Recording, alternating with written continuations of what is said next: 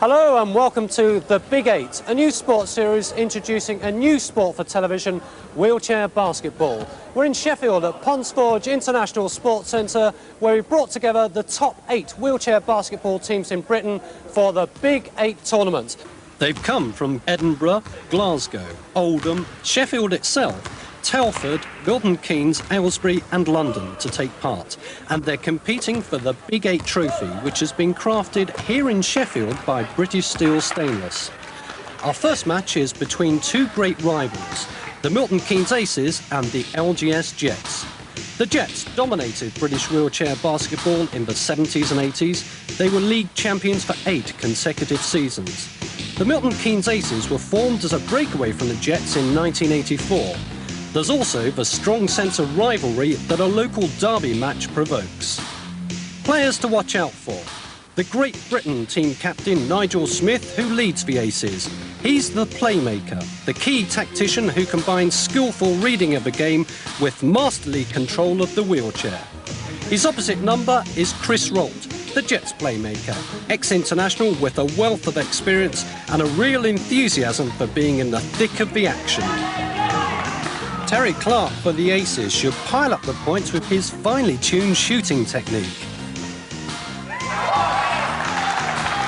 Ian Laker has a deceptive turn of speed to put to good use in switching from defence to attack. And he has his own methods too. Aggressive skill with the wheelchair, shall we say, is the best way to describe that. Using the chair to its best ability.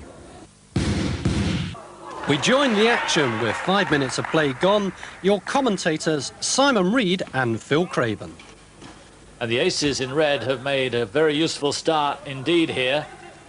And that's 2 more for Stuart Pimblett, and the lead up to 4. Aces 8, Jets 4. Phil, you're a former Great Britain international, played with and against most of these guys. You surprised at the start the Aces have made? No, the Aces have made a good start. They're using their height advantage in the form of Simon Munn and Nigel Smith to get inside, take the easier shots. Not surprised at all. Good defence again from the Aces. There's the big man, Simon Munn. Hands very high up in his chair. And he sets the playmaker away. Nigel Smith, the current Great Britain international. And despite the attention, 2 more for Nigel Smith. There we saw great ball skills, then chair control, the feint, the shot. 2 points for Nigel Smith. So how can the Jets counter this? In a bit of trouble here. Here's Chris Rolt. And the rebound from Cross. Anticipation from Ray Cross, good 2 points. So back it is with Nigel Smith, who's dominated the early proceedings here. And they should have got the rebound there, instead of which it's Aces possession. Substitution, Charles Blomfield coming on. Now, Phil, you're allowed 5 players on court, 5 on the substitutes bench. What are the main differences between this and the running game? The main difference in the wheelchair game is that the attacking team is allowed 5 seconds in the keyway as opposed to 3 seconds in the running game. This allows just that little bit more time for the players to manoeuvre the chairs in and out of the keyway. Clark looking around. Nigel Smith. Clark working himself free. And there are the first 2 points of the match for Terry Clark. Another feature to look for in the wheelchair game is the dribble, where the ball must be bounced once after 2 pushes of the wheels. But you can freewheel as far as you want.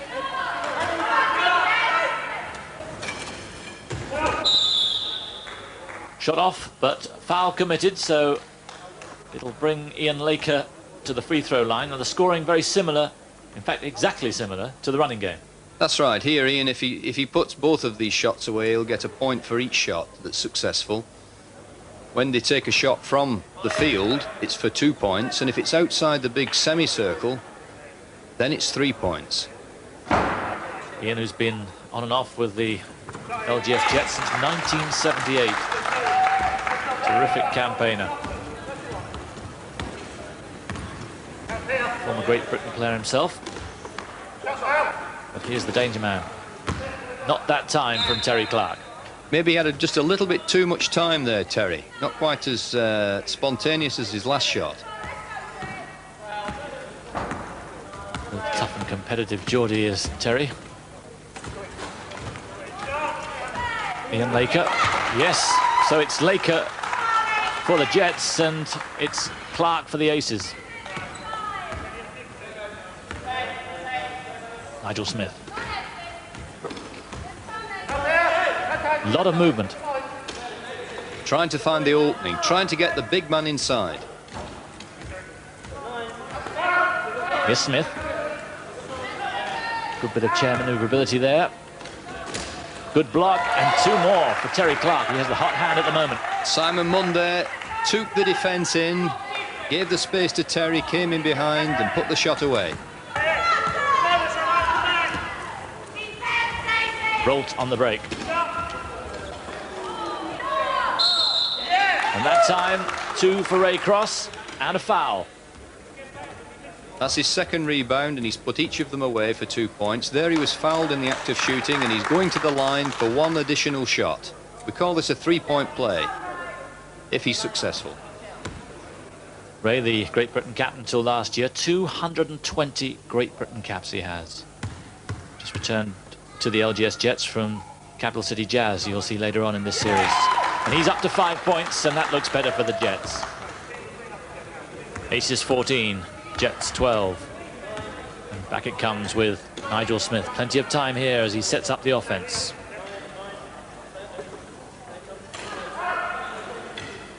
Better defense that time from the Jets. Charles Blomfield held back on the shot, has to follow through. So Rolt brings it down court.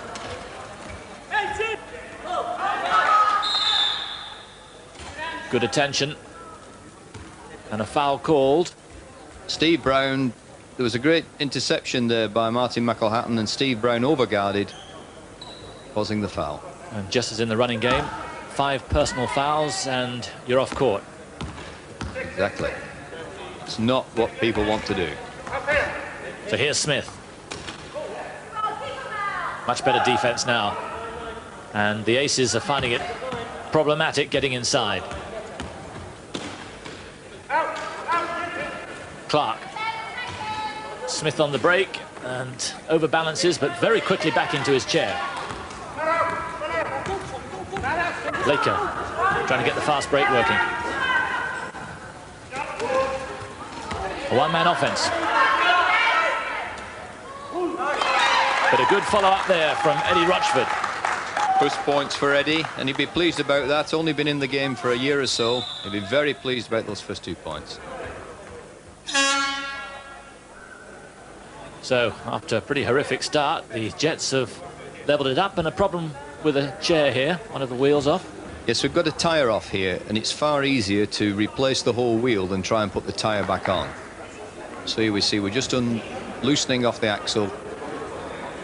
Pretty valuable pieces of equipment. How much do they cost, those wheelchairs? And are they special? They're very special.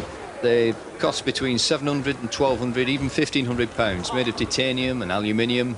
And extremely lightweight, but also they have to be very strong to take the knocks that they get in this game.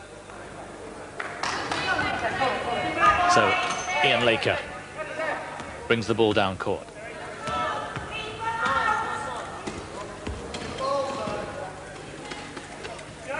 Rolt, and the Jets are in front for the first time in the match, 16-14. Nigel Smith, and a bit more urgency about the way he sets up the Aces offense. Munn, and it's back level. Now Simon Munn is classified as a 4-point player. Can you explain about the classification system in the sport? Yeah, the classification system is designed to give everybody a fair chance. Players are classified from 1 point to 4 points. 1-point player has very poor sitting balance, no stomach muscles, no back muscles and no leg muscles. A 4-point player has good balance in the chair. So each player individually has a number? That's right. Simon Munn, 4 points. Got good sitting balance, therefore can sit tall in the chair. Terry Clark, 2 points, has to sit far lower to maintain some balance.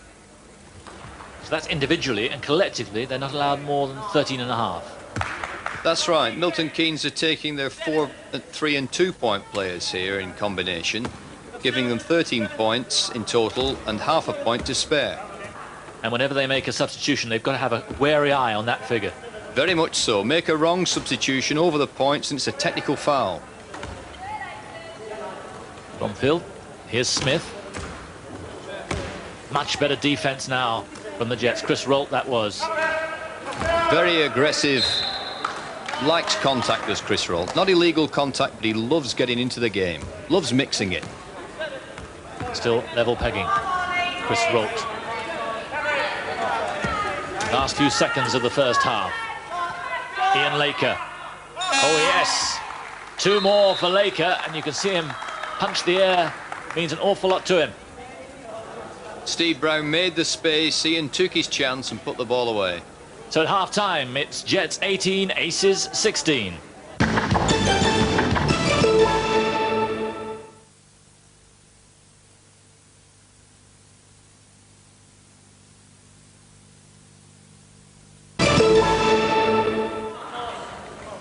Welcome back to Ponds Forge in Sheffield, where the crowd have been thrilling to a marvellous display of shooting from this man, Terry Clark. His first was from the right. Clark. Oh, yes. A much-needed basket from Terry Clark. His second was from the left. Clark. Yes. Really beginning to motor now. Terry Clark opening up, either straight in the ring or off the glass. His third came up the centre.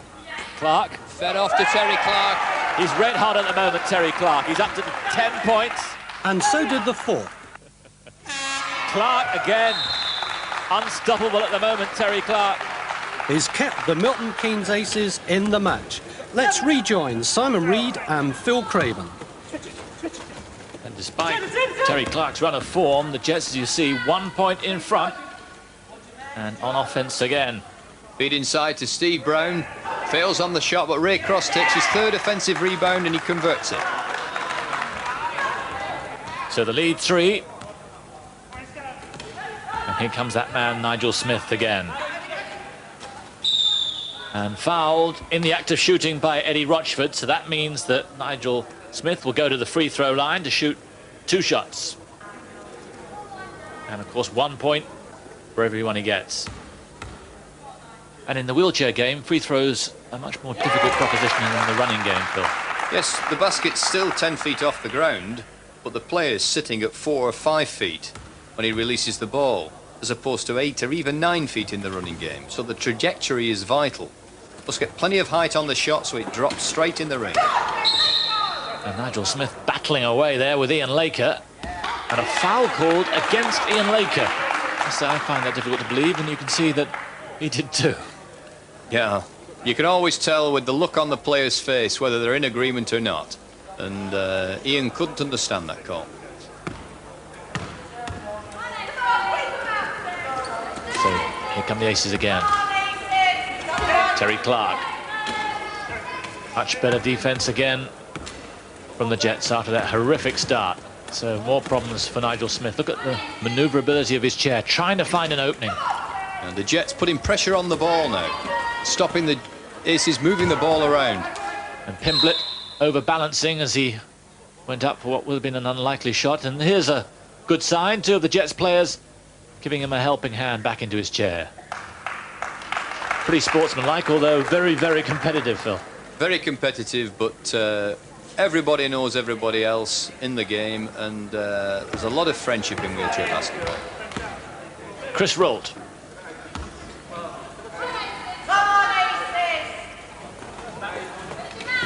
Ian Laker. Rolt and Laker basically setting up every possession for the Jets. And Laker goes on his own. Terrific shot. Again, Steve Brown driving down the left, drawing the defender away, giving Ian Laker the space to take the shot. So 31-27. Nigel Smith finds Terry Clark. Short this time on the shot. The players don't like close attention when they're on the ball. Good control from Laker and Rolt. Once more to bring the ball up court. Chris Rolt will slow the game down. He'll make sure they get a good opening before the shot's taken. And a good bit of blocking. Just the same as in the running game, but more effective in the wheelchair game. Yeah, wheelchair's just a little bit bigger than a body on feet. And the the block to create the 2-on-1 situation is frequently used. 2 more for Ian Laker, and now the lead up to 6, and a crisis point here for the Aces. Chris Rolt, pretty animated, and must be pretty happy as well. And a foul there against Ian Laker on Nigel Smith. Holding foul by Ian. He's really on a high at the moment with his shooting and just overdid it there. And a timeout called, not surprisingly, by the Aces. Things beginning to go wrong for them. The Jets go to Chris Rolt, but we can tune in now to Nigel Smith, who's having a few words to the Aces. If you haven't got a decent shot, you don't take it. If you've got a good shot, you go for it. You've still got 20 seconds then. Exactly. So you've got a defense. Full court press. Don't slip, you know, if you lose someone, holler, and really get back down to that D. The main thing is we get to them before they shoot. Come on, guys. Come on. If we miss a shot, they're not going to shoot. So real pressure. All right, but no intentional fouls. No intentional. Make it look accidental on the foul, on the one-on-one.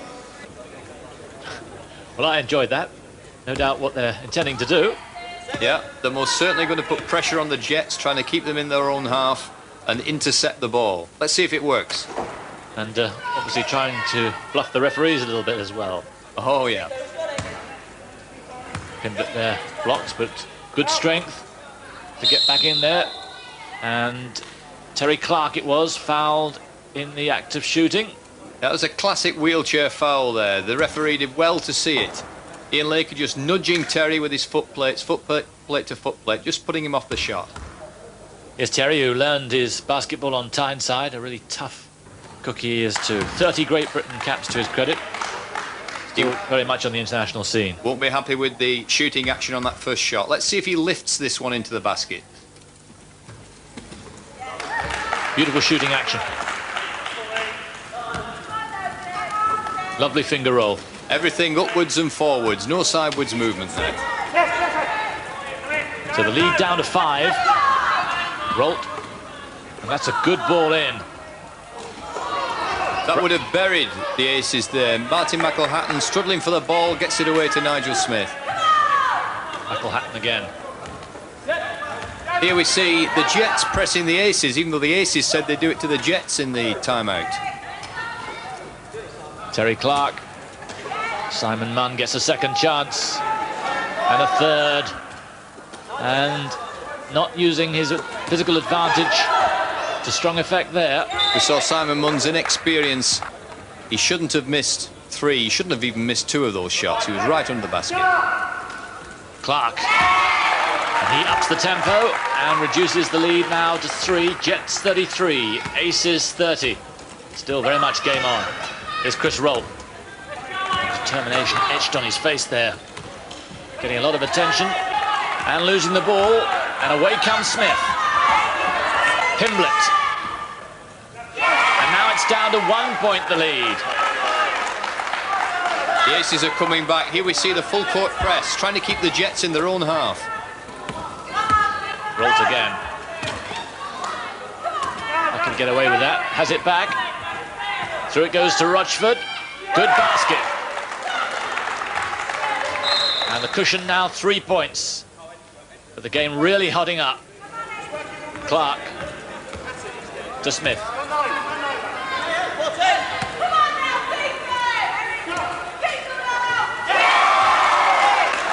Good offense there.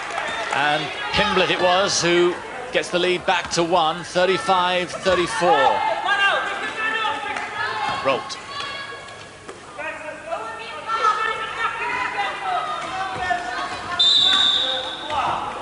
Foul called on Stuart Pimblett.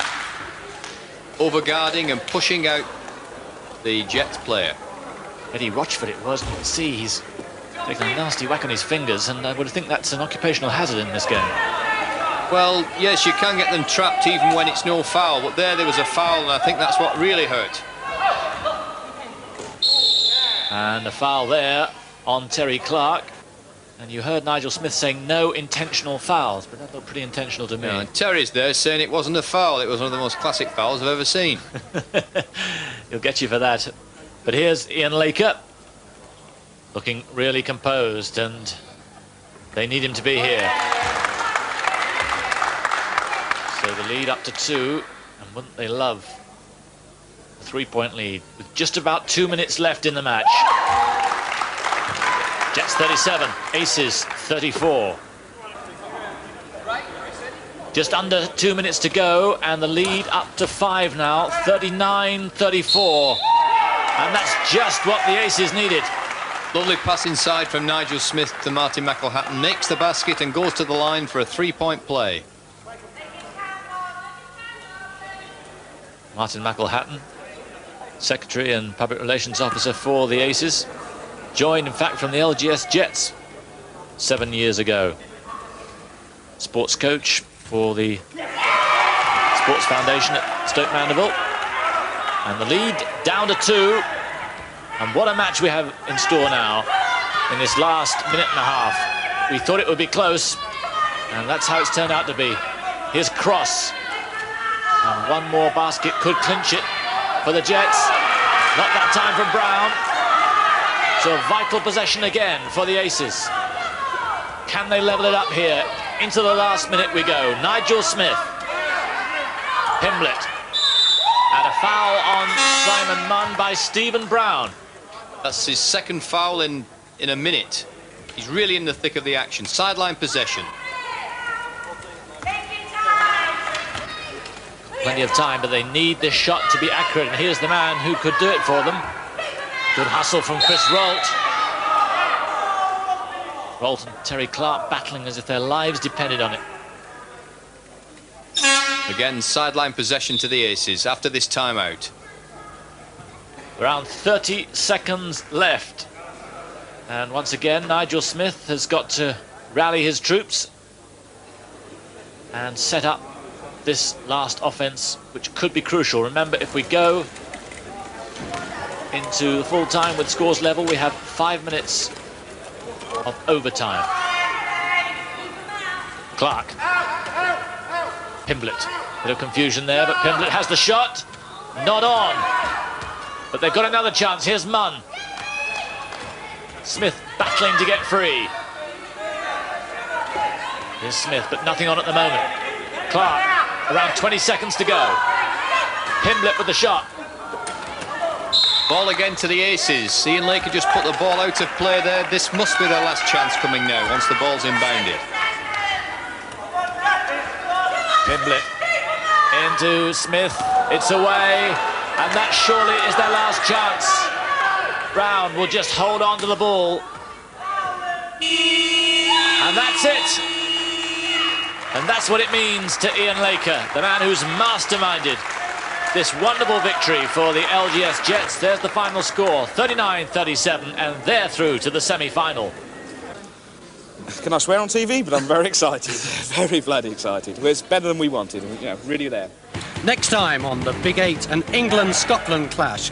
The Whiz Kids of Capital City Jazz take on the power-packed west of Scotland. Can the young stars from the south match the experience from north of the border? It's a great contest. Hello and welcome to Ponsforge International Sports Centre in Sheffield. This time, west of Scotland from Glasgow play Capital City Jazz from London in the Big 8 tournament to find the best wheelchair basketball team in Britain.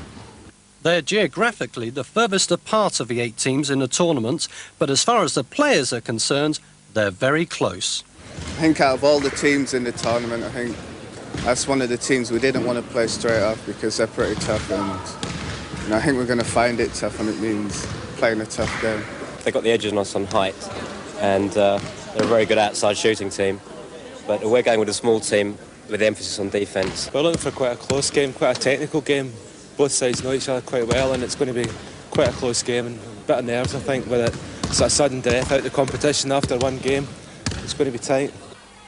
It couldn't get much tighter than our first game in the tournament, 39-37, with the LGS Jets conquering the Milton Keynes Aces. There we saw 2 superb displays of teamwork.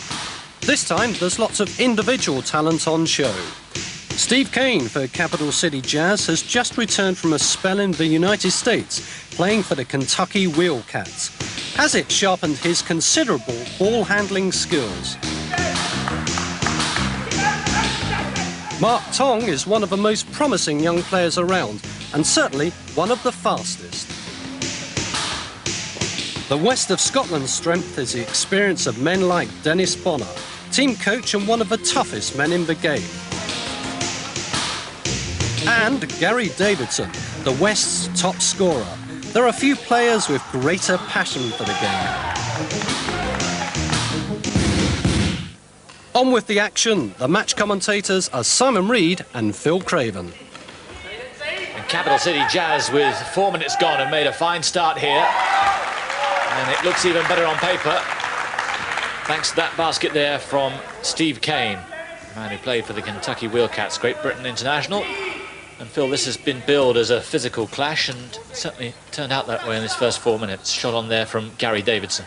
The west of Scotland are going to have to stop the extra speed of the Jazz. And one of the ways to do that is to have plenty of chair contact, make it physical, rough them up a bit inside. And from my experience playing Scottish teams, they're never afraid to do that. So we should see plenty of action. They just don't like you, Phil. But there's an example of what you're talking about. James McLeod slowing down Steve Roach, just going into him, sideways chair contact. So here's Steve Kane. And another foul there. Kenny Mackay just reaching in. Yeah, Steve Kane drew the foul off Kenny there. Nice drive through the centre. Showed Kenny the ball, and he bit at it. Kenny Mackay, now 32 years old, joined the club back in 1986 and has 20 Great Britain caps. But another possession for the Jazz. Shot away there from Tong. Here's Steve Roach. Gyratney, who's got amazing speed and agility, but he's a marked man, as you can see. Yeah, 2 men on him there, but still good chair skills around James McLeod. Tong trying to use his pace, and Kane has plenty of time, but thinks better of it, as does Roach. Fletcher. Nice hook shot attempt there from Joe, but he's a two-point player, just lacking the balance maybe for that shot. Just to clarify for those of you who weren't watching our first programme, every player's classified as to his manoeuvrability and mobility in the chair. The greatest mobility has a classification of 4 points, and the least mobility has a classification of 1. 2 points there for Gary Davidson, who's a 4-point player, and showed it there. Yeah, his favourite spot there for Gary, shooting from the left-hand side, off the backboard, straight in the ring. Mark Tong. Good ball through to Steve Kane, and that gets him the foul. Steve Kane on the drive through the keyway, and Dennis Bonner leans in, foul in the act of shooting. 2 shots to Steve Kane. Watch this shooting action. Perfection. Now let's see if he can do it again. Let's see if he can repeat the same arm movement, the same finger movement to push the ball straight through the ring.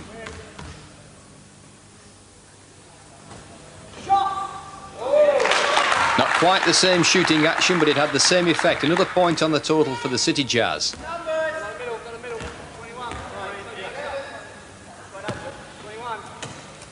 So here come West of Scotland, switching it around.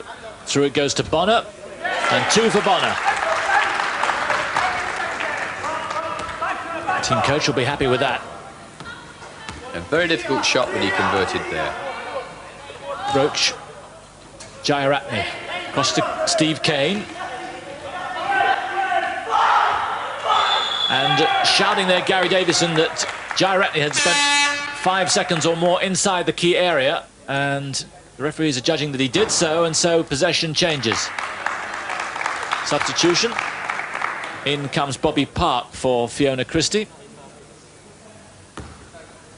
Bobby Parker, very old head in the game of wheelchair basketball. He'll try and calm things down, try and get more structure into the attack. And here he is with his first touch, and very nearly scores. But away come the Jazz on the break again. 7 minutes to go. Substitution for the Jazz. Gordon Perry coming on, swapping the speed of Gyratney for Perry's physical height, and well, he's got a very strong upper body. Yeah. Now we see that the Jazz are still retaining speed, but they've got that extra height. Should make a difference, should make them pull away, I would think. Dennis Bonner on the break, but finds Roach in front of him. And a neat basket there from Kenny Mackay. Here it is again.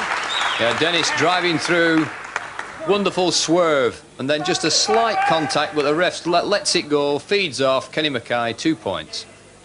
So we're back level, and the West of Scotland have done mighty well to get back. The 8 seeds, remember, playing against the number 4 seeds. Second division champions last year.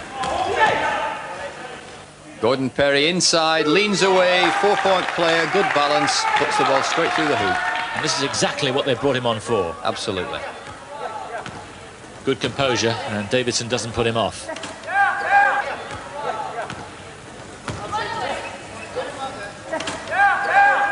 Bonner.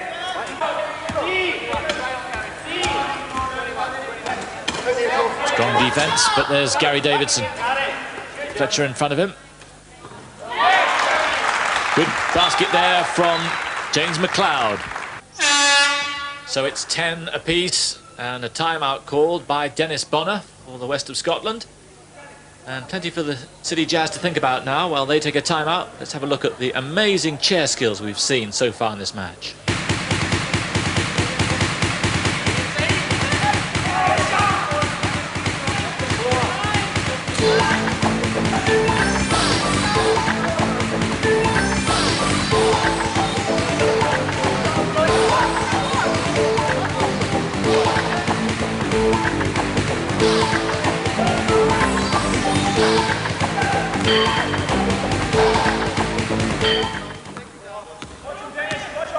Ten points apiece, and West of Scotland still doing really well to hang in there. Gordon Perry twisting and turning in the chair, trying to get inside, trying to make space for Steve Kane. But it's not on. Dennis Bonner and Bobby Park keeping these two talented men out. So out he comes, and a good pass through there to Tong, and no mistake, and they're back in front, our capital city. Beautiful little bounce pass. When you've got a big man in front of you, don't put it over the top, but put it off the floor. Mark Tong converts it. So what can they do in reply? Here's Bonner. Davidson. And they leave him alone and pay for it. 2 more for Davidson. 12 apiece. 3 minutes to go in the first half. 12 points all. Here's Tong. Oh yes, wonderful speed and a good finish.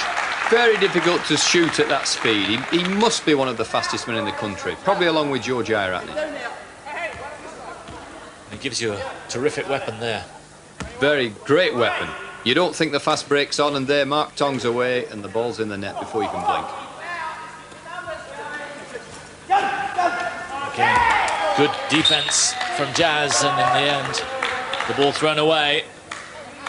We're seeing the pressure now, the better chair manoeuvrability, the faster speed of the Jazz, just making life very difficult for the West of Scotland. So here's the player coach, Steve Roach. Breaks on his own. But they left him alone. Yeah, hook shot again though. Steve Roach, 2 points, has difficulty in converting that type of shot. Bonner. No problem at all. It's a tremendous performance from Dennis Bonner. Nearly 40 years of age, but the coach of the team, and he's really pulling them through, keeping them in the game. Good ball through again from Kane to Tong. And foul by Kenny Mackay. Mark Tong going to the line for 2 free shots. Fouled in the act of shooting. Basket not given, so Tong has 2 free shots.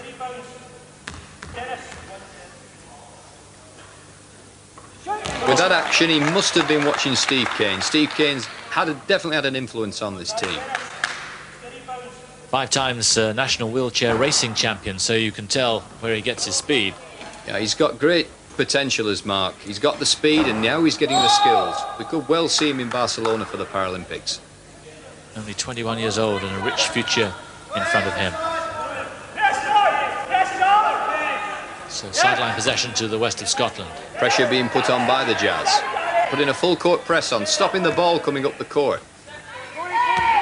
And it works. Very impressive indeed. So now they can turn it over again. Steve Kane. Good work from Fletcher. And this time Gordon Perry shooting from outside. He can do it both ways. He's made a great impact on this game. Here's Bonner. Fletcher goes to him. Shot from Mackay. And good hustling there from Gary Davidson. But sideline possession it'll be for the Jazz. Steve Kane. Nearly over. Through it goes to Perry. So composed and so difficult to defend. Threatening to play a major part in this game. Right on half-time. The half-time score, Jazz 19, West of Scotland 14. Well, we're going to play the second half the way we finished the first half, a lot more intense, and hope that it comes through for us. I mean, we're 5 points up right now. I'd hope to be 15 up at the end of the game.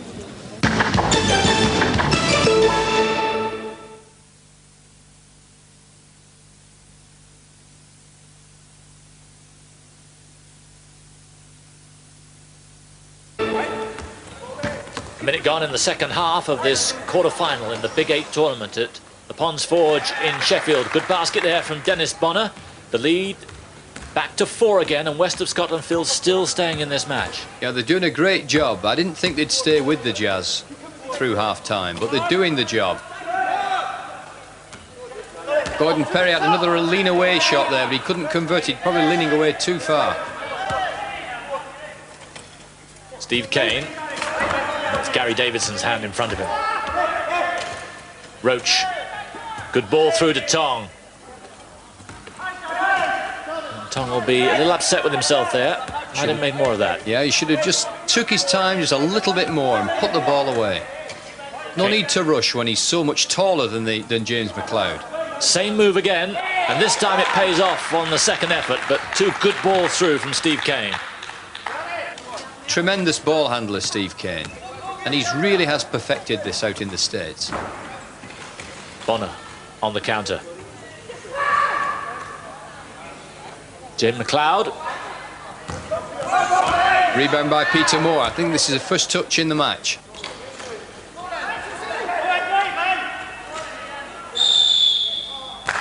And a foul called there against Perry, it looks like.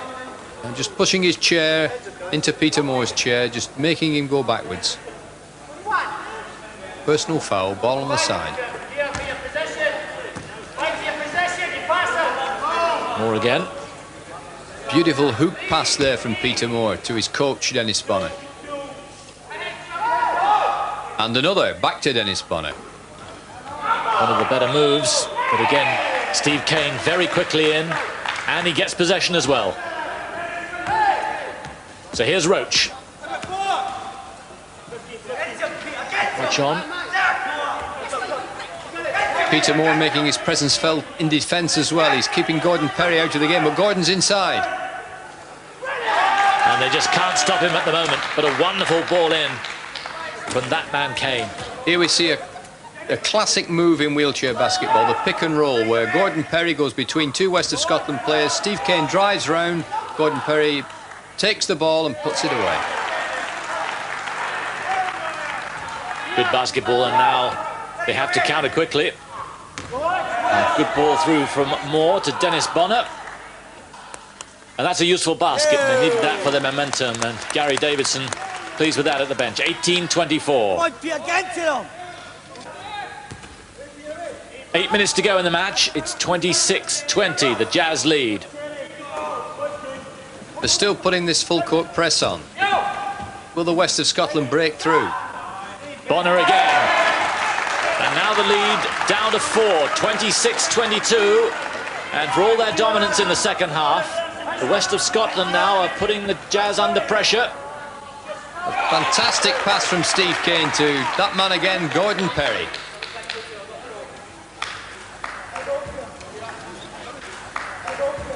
(28-22). 6 points the margin. And a foul, I think, against Perry. Doesn't like it. And pretty vociferous it is too. Keith Kershaw, referee, not taking any truck from Gordon Perry. That was a foul, and Gordon knows it. You're always a good friend of the referees, Phil. Always. Ask them. I did, and they disagreed. Ah, OK. And that's a foul you can see there by Fletcher. And that's 17 fouls against Capital City Jazz, and it means that from now on in, whenever they commit any fouls anywhere in the court, West of Scotland will have a 1-on-1, which means they'll go to the basket for a free throw. If they get that, they have a chance of a second. Kane tries to find Perry, not that time, but Roach picks it up, so alert. Jayaratne. They give him too much time and pay for it. That basket was created by Steve Roach's physical play there, obtaining the ball and passing it round. And the lead up to 8. And again, they need some momentum. Dennis Bonner leading the charge. He's done it throughout the game, but can he keep it up? It's looking a bit tough for him now. Super reverse pass in there from Peter Moore, number 4. There's Fiona Christie, regular for Great Britain later years. Played in the Paralympics in '88. Look at the pressure there on McLeod. Moore. Super passer of the ball he is.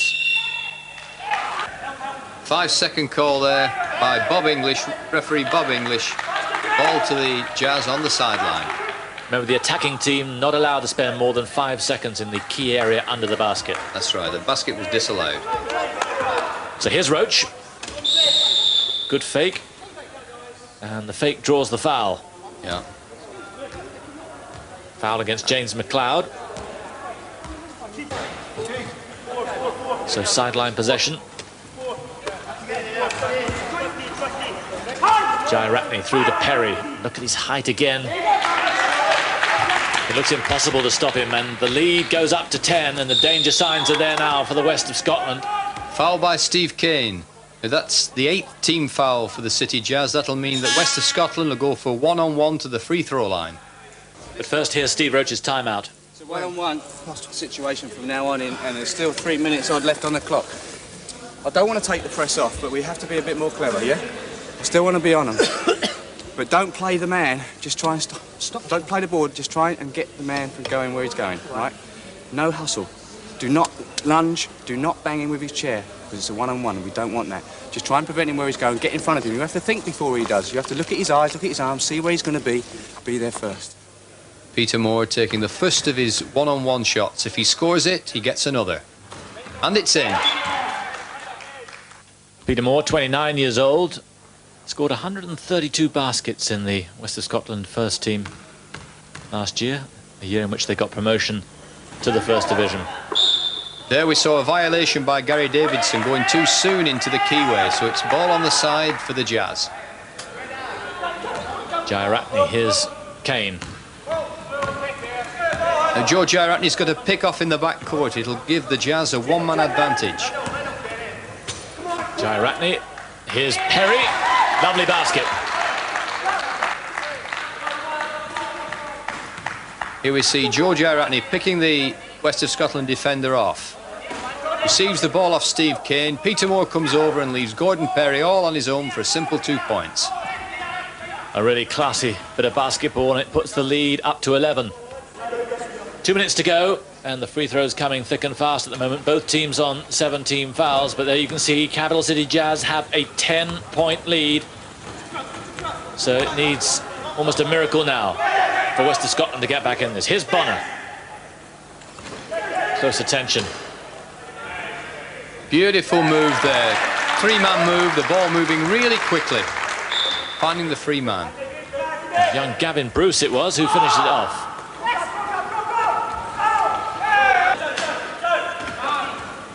Jayaratne with sideline possession. Perry. You can see what an awesome task it is getting the ball off him.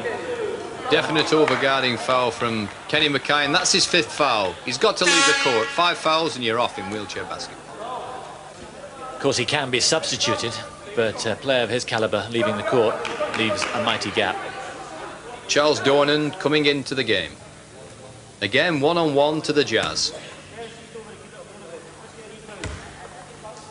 So here Gordon Perry, and with 40 GB caps to his name, misses the first one, so no chance of a second, but again they get possession. Roach Plenty of time for him. Steve Kane. Really distributing the ball well here, looking for the opening, looking for the gap. The West of Scotland have got to press them. That gap should appear, and there it is. Jairatne. And the patience rewarded. And the lead up to 10. And they're running out of time now, West of Scotland. Bonner showing a good turn of speed there. Dennis Bonner, with a little bit more support, would have won this game for the West of Scotland. He's played a great match.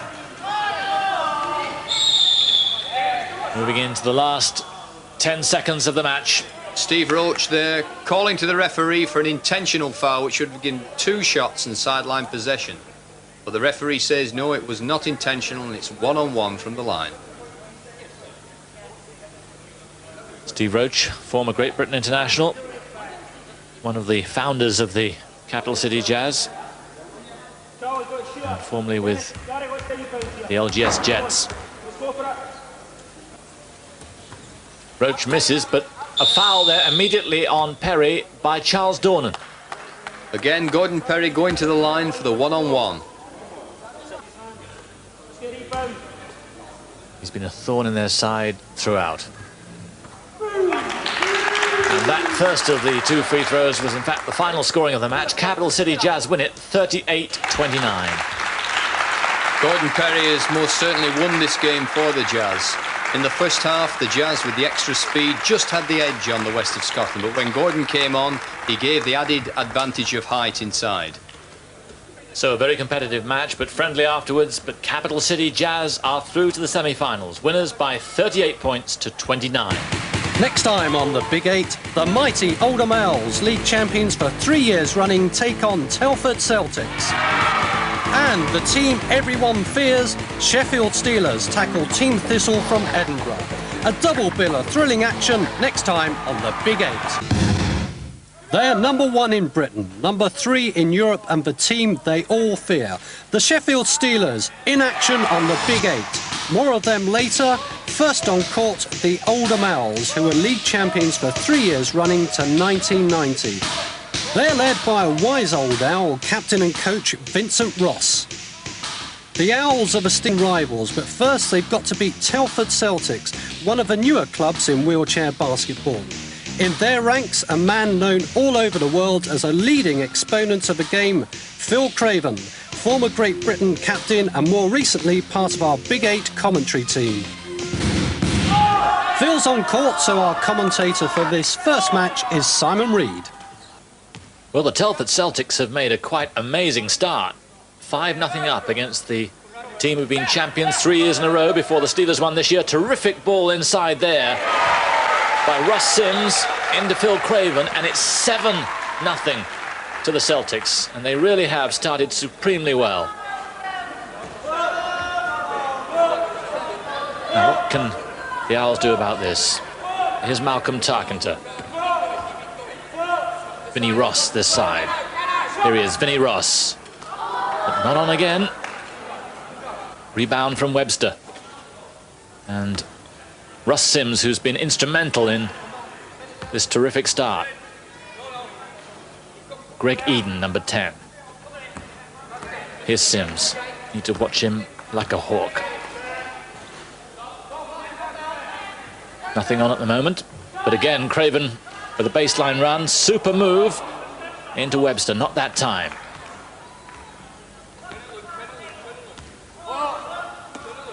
Dan Johnson. Vinnie Ross. Johnson. And the first points of the match for the Oldham Owls. And it's taken them a long, long time. 6 minutes to go in the first half, 15 minutes each half in this quarter-final of the Big 8 tournament, 20 minutes a half in the final.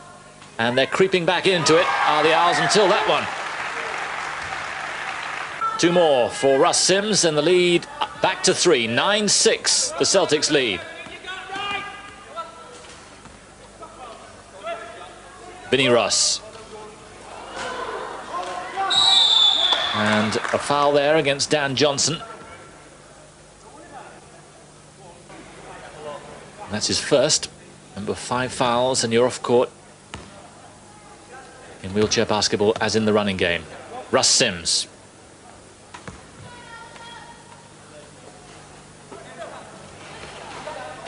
Looking for Craven. Here's Craven. Reverse to Sims.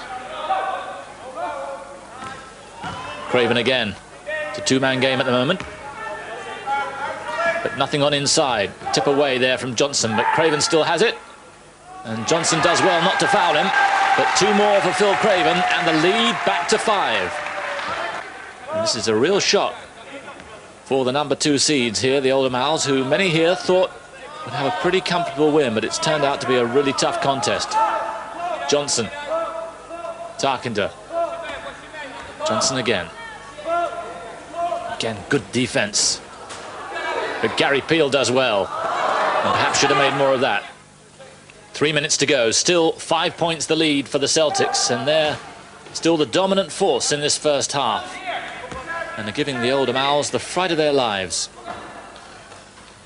Russ Sims again. What a half he's had. He runs a little business manufacturing these wheelchairs, does Russ Sims, and really showing out here in one of the chairs he makes. 13-6.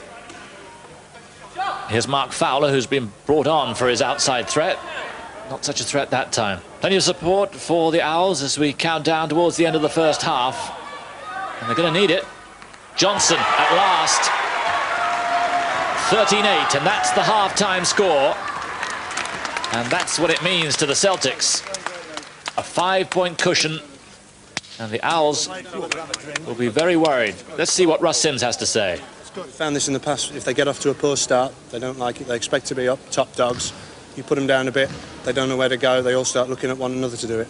The team really seems psyched up. Yeah, this is the one. This is the one. There's nothing after today if you blow it. So it's all or nothing today. Into the second half now. 5 minutes gone. 10 minutes to go, and Telford maintaining their 5-point lead. And the Owls still cannot make any impression. Tarkenter. 2 back for Malcolm Tarkenter. Former international, 34 years old, and his experience may be crucial in the countdown here. Here's Phil Craven, no one more experienced than him. Good reverse there with Russ Sims, but again, the rebound goes to Johnson. Fast break on here. But just trying a little too much. But it's amazing the alacrity with which these players get back in to their wheelchairs, and invariably helped by members of the opposition as well. So sideline possession for Phil Craven.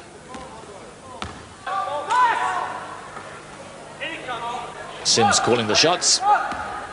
Webster. Here's Eden. Through it goes to Russ Sims, and he really should have made more of that. So away come the Owls again, and could this be the change round? Tarkenter. Johnson. Craven trying to go with him and commits the foul. Chair violation there from Phil Craven. That's his first foul.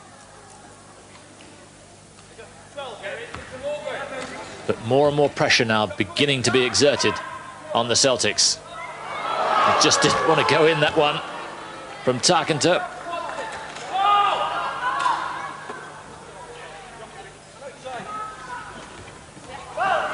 Loose ball, well collected by Gary Peel. Vinnie Ross. Had a quiet start to the second half.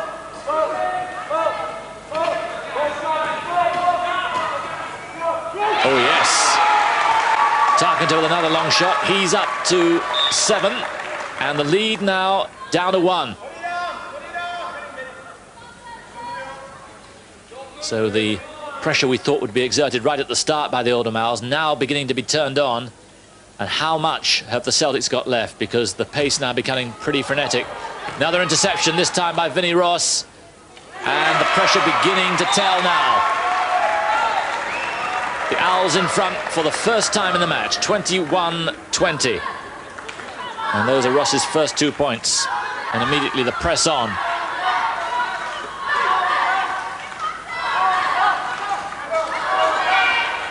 Webster, but again, possession lost. And at last, the experience and class we associated with the Owls is beginning to tell. How much of the Celtics got left? Vinnie Ross. Through it went to Colin Jones. 2 for him, the lead up to 3. And all of a sudden, with 6 minutes left, just there's nowhere for the Celtics to go. Here's Craven doing what he can. Again, close attention from Johnson. Jones brings the ball down to Johnson again. A quick break. Peel. 2 more. 25-20. 10 unanswered points by the Oldham Owls. Just over 2 minutes left. Here's Tarkenter. 2 more for Tarkenter.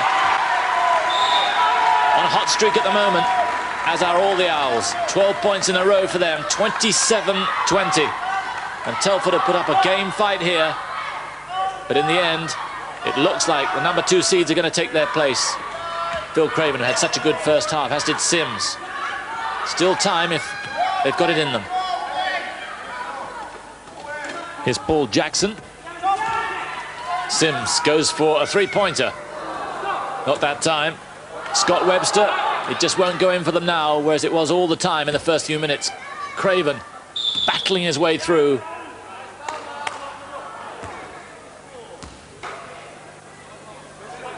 And Vinnie Ross will be very pleased with the way his team have buckled down to their task here. 1.5 minutes left.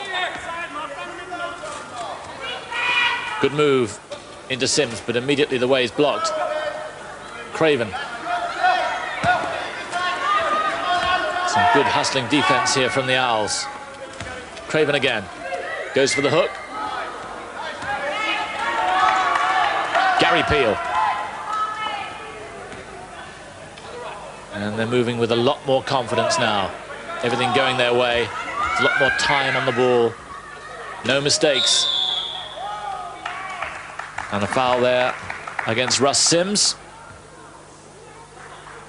And the Oldham Owls will be well aware of their lack of performance early on. They threaten to do this a lot of the time. Start a little slow and leave themselves a lot to do. They cannot afford that in the games to come.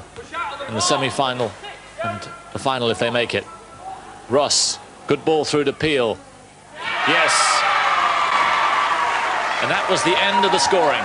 So the Oldham Owls take their place in the semi-final, winners by 29-20. And after the break, this man scores 29 points on his own.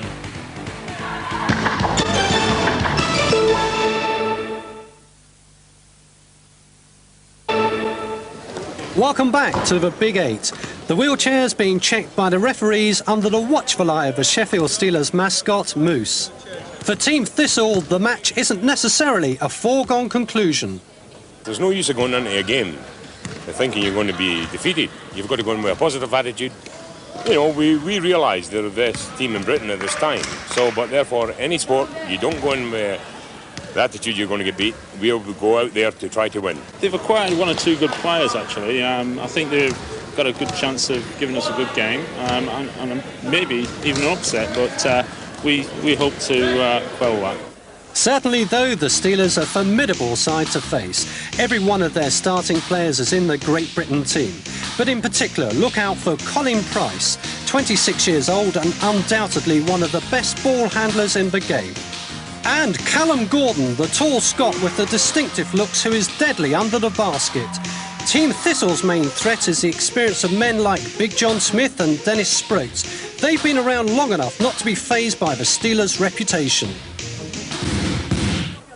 The commentary team again, Simon Reed and Phil Craven. And make no mistake, this is going to be mighty tough for Team Thistle, relegated last season against the reigning champions, Sheffield Steelers. And straight away on a break, Cal Gordon, and that took them just 12 seconds, Phil.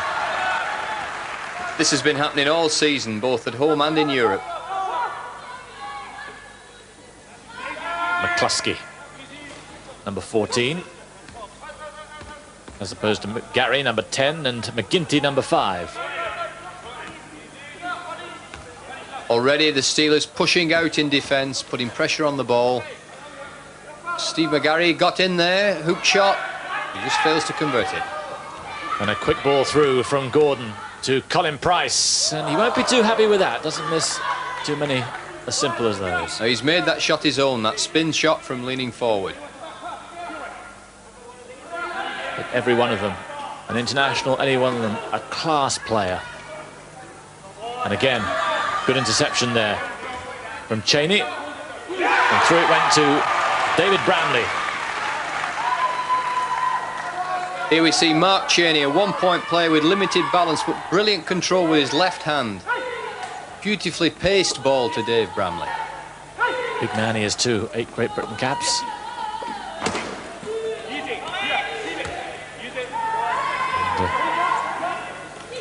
Gary and McGinty just a little upset, and the ball away from Smith. They can't afford those unforced errors. No, well, unforced, there's a lot of pressure coming out here from the Steelers' defence, and they're not used to it. They're not being given a split second to settle on the ball. And they need it, Thistle. They need that little bit extra time. He's probably the best player in Great Britain, Colin Price. Callum Gordon gets the basket and the foul. So he's going to now go to the line for one extra shot. If he scores it, the play will have gained 3 points. Here he is, 27 years old, 20 times a player for Great Britain. Tremendous strength in his upper body. Only been playing basketball for 2 years. To reach that standard, quite phenomenal. It is phenomenal. He still has got potential to improve 100%, even 150%, and when that happens, Great Britain will be Paralympic champions. Still the press on. That time they break it well. Here's McGarry.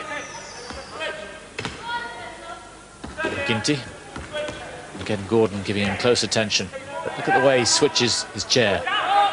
Very useful indeed. Andrew Lynch scores the first 2 points for Team Thistle.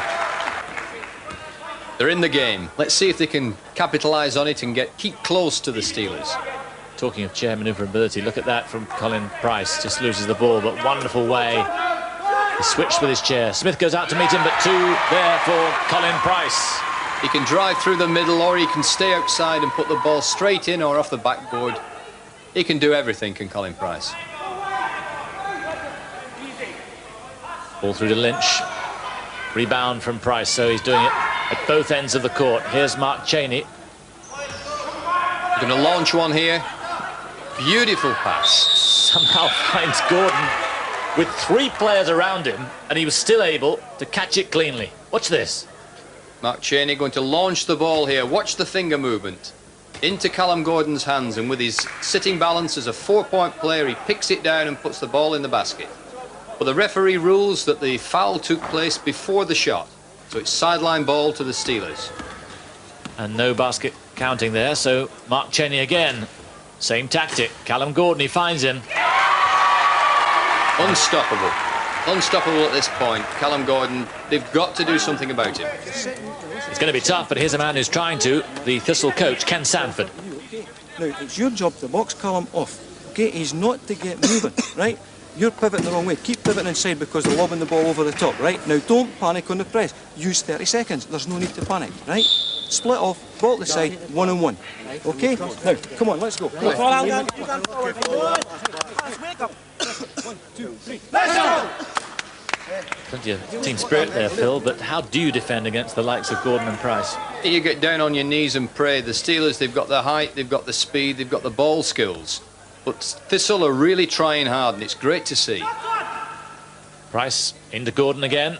And they'll be heartened with that. Thistle shows he is human, but only just. So what can they do on this offense? New players on court. Number 3, Dennis Sproats. Number 12, Steve Mack. Both of them Geordies. Let's see if they can make any difference. Sproats in there. And it's still sideline possession for Thistle. There's Dennis Sproats. Dennis Sproats, a very mobile player, good ball handler. We'll probably see him dive through the middle here. Good ball out there from Cheney. Here's Price, and there's that man Gordon. And there's really no defence against him at the moment. 13-2. 4 minutes to go in the first half. Thistle trying to get back in this match. But it's a mountain to climb. Sproats. Good move from Dennis Sproats. That's his strength, Dennis Sproats, going straight through the middle, not worrying about the defence and putting the ball up off the backboard into the ring. He'll take one extra shot now from the free throw line. Man who arrived from Tyneside in September of last year. An athletics coach in his spare time. A beautiful free shot, straight through the ring, upwards and onwards. And the Steelers went onwards to a very impressive half-time lead, thanks to Colin Price and the rest of his men. 35-15 at the interval. So, 15 minutes for Thistle to try and turn it around. Look at the aggressive skills there of Colin Price. So comfortable in his chair, such a quick mover. And he makes the rest of them look dizzy. Lovely ball handling. Colin now on the drive, passing inside to Dave Bramley. 2 more points. And skills like that from Colin Price look so easy, but take weeks, months, years of practice.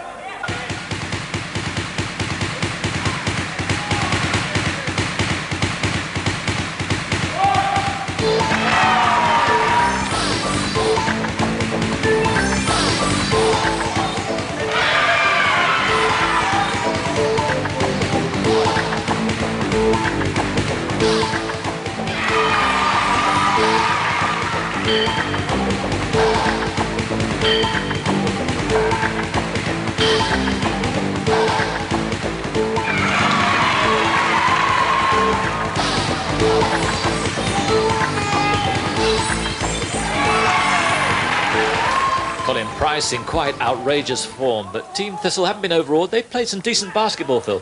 Good basketball technically and with great spirit, but against the Steelers on this form, the Steelers are unbeatable on this form. Steve Mack. Good ball through to Brent McFarlane. Great drive there from Brent. Look at this, lovely little ball. Fakes to go outside, inside it goes. And McFarlane still has a bit to do and finishes it off well. That's one of the few high spots for Thistle. A minute to go. And it's still all Steelers. Bramley there with 2 more. He's up to 14 points. He's had a fine second half. Dave Bramley, 14 points in the game. He's only been playing 2 or 3 years in the top flight, but he's really now starting to have a great effect on this Steelers team. McFarlane. Not that time from McGinty. And away come Steelers again. Time for just a couple more offences. McFarlane. But still, look at the hustle here from Steelers. Although they do find the ball through to Henman. Now we see Callum Gordon on the break, all on his own. Slows the chair down, puts the ball up, 2 easy points. What a tease.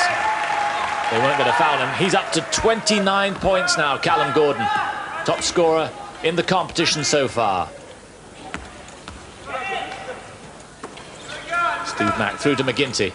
But Henman can't take it. Into the last 10 seconds we go. And a timeout called by Paul Hudson, the Steelers coach. He wants 1 more offence and he wants 2 more points. Yeah, he wants to get over the 60-point barrier, and he wants to also practice an end-of-game play if they were in a far tighter game. How often do they get together, these Steelers? 2-3 times a week. And then as individuals, particularly the members of the GB team, they'll practice on their own another twice a week. And it all adds up to the phenomenal performance you've seen this afternoon. So here, the offence they planned, Callum Gordon. Close attention, but still getting the ball through. And in the end, it's Bramley again. And it worked right on the buzzer. So the final score, Steelers 61, Team Thistle 25. And the Steelers, as expected, make their way through to the semi-final. A great performance by the Steelers. They'll face tougher opposition next time in our first Big 8 semi-final. Steelers against Capital City Jazz. Hello and welcome again to the Big 8. As I'm sure you know by now, it's a knockout tournament to find Britain's top wheelchair basketball team. We've reached the semi-final stage here at Ponds Forge International Sports Centre in Sheffield, and after a tremendous first round with 1 or 2 surprises, there are 4 teams left in the competition. They're the Oldham Owls, the Sheffield Steelers, the LGS Jets and Capital City Jazz.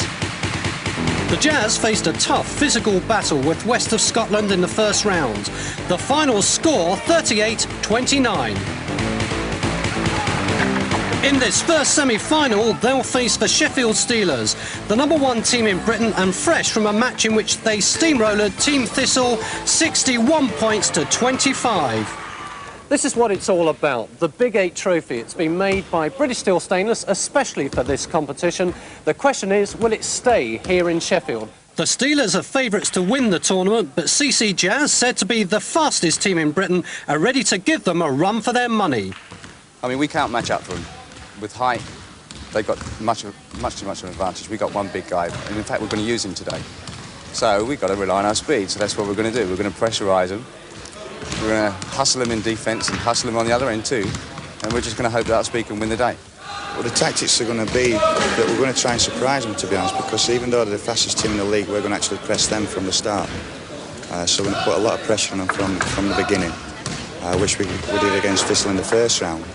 And they'll not be expecting that. Leading that surprise attack for the Steelers is Colin Price, regarded as one of the most talented men in the game.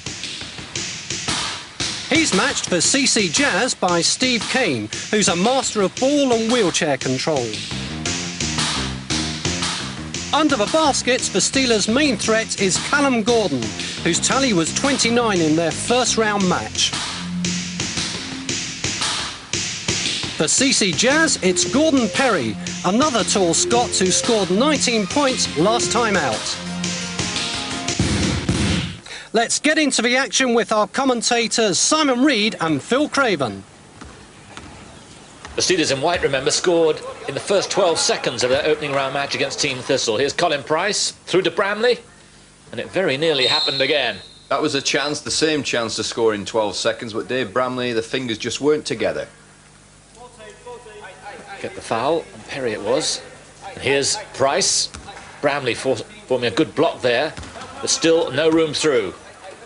Very mobile defence from the Jazz, keeping the Steelers out at the moment. Remember, the Steelers ran away in the first few minutes against Thistle, and that's what they've got to try and stop here, to keep competitive in the opening minutes. Colin Price.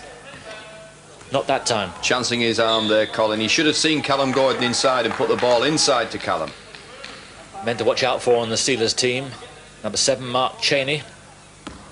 Number 14, Colin Price. And inside, number 9, Callum Gordon. And here's a threat for Capital City Jazz. Steve Kane.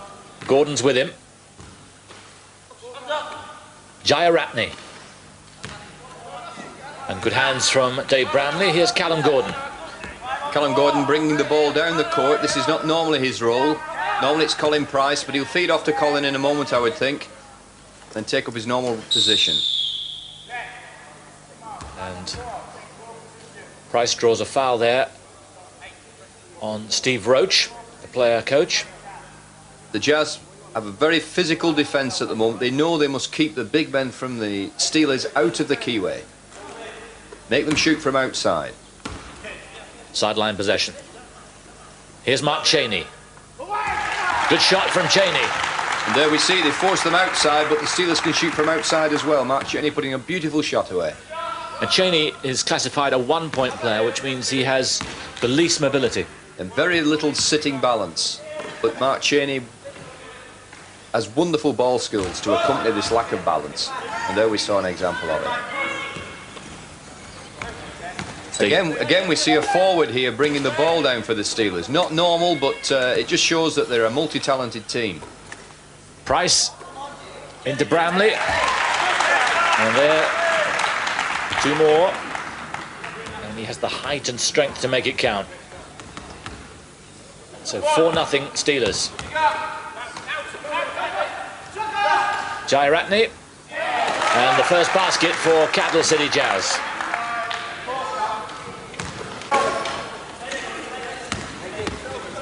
Ten minutes to go. 7-4 Steelers.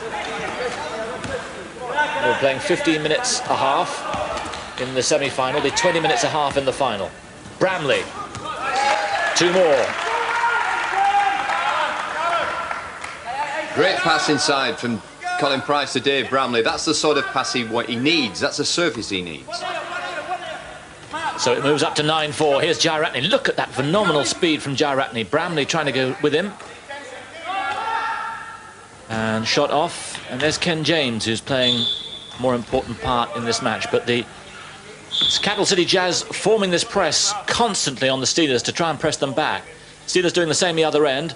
But Capital City, there you see him, with Steve Roach there on Callum Gordon.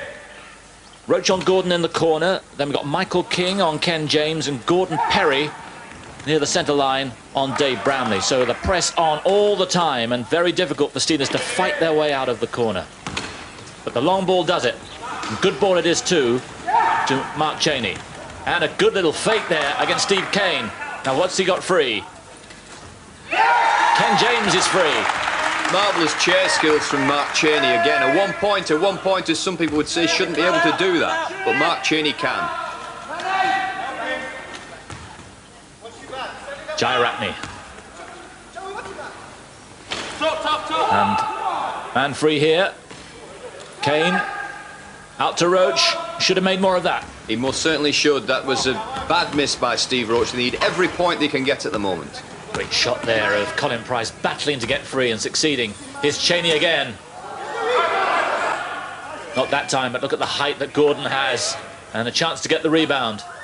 2 misses. It's not normal for Callum Gordon. He won't be happy at that. He's smiling about it, but inside he's not happy. Should have put that ball away.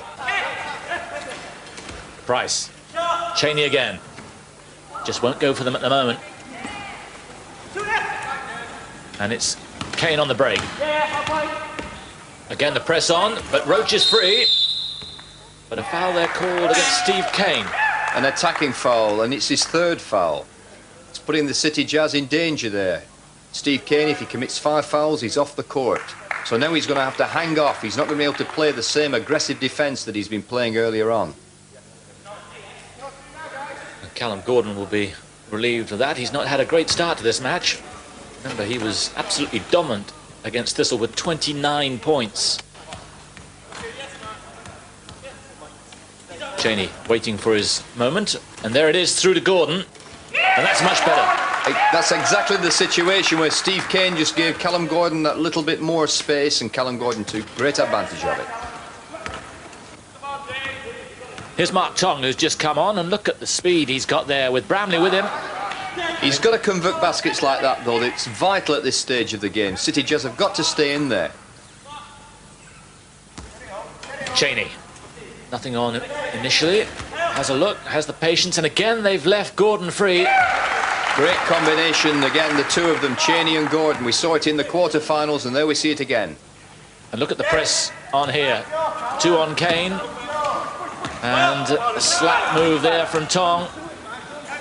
And away come the Steelers once more. Bramley. Good pass from Gordon. This time a combination, the 2 forwards combining well together. Timeout call by Steve Roach for Capital City Jazz. They trail 17-4. What can he get going in this next minute? Okay, pressure's off. Pressure's off, it's not working.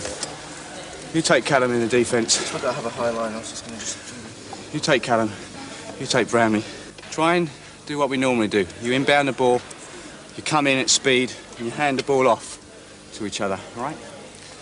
The only reason I'm getting fouls is because nobody's picking and rolling, right? If you don't pick and roll, and I'm the only one picking and rolling, then I'm going to pick the foul. So it's as simple as that. Yeah, you're on 3. Let's play clean. Man, that's because nobody else is picking. OK, let's go. Let's back in. Come on, go on. Steve Kane asking for more effort there from his teammates. He's saying that he's doing his bit, but he wants it from everyone else. So here's Kane. 17-4, remember they trail. 8 minutes left in this first half.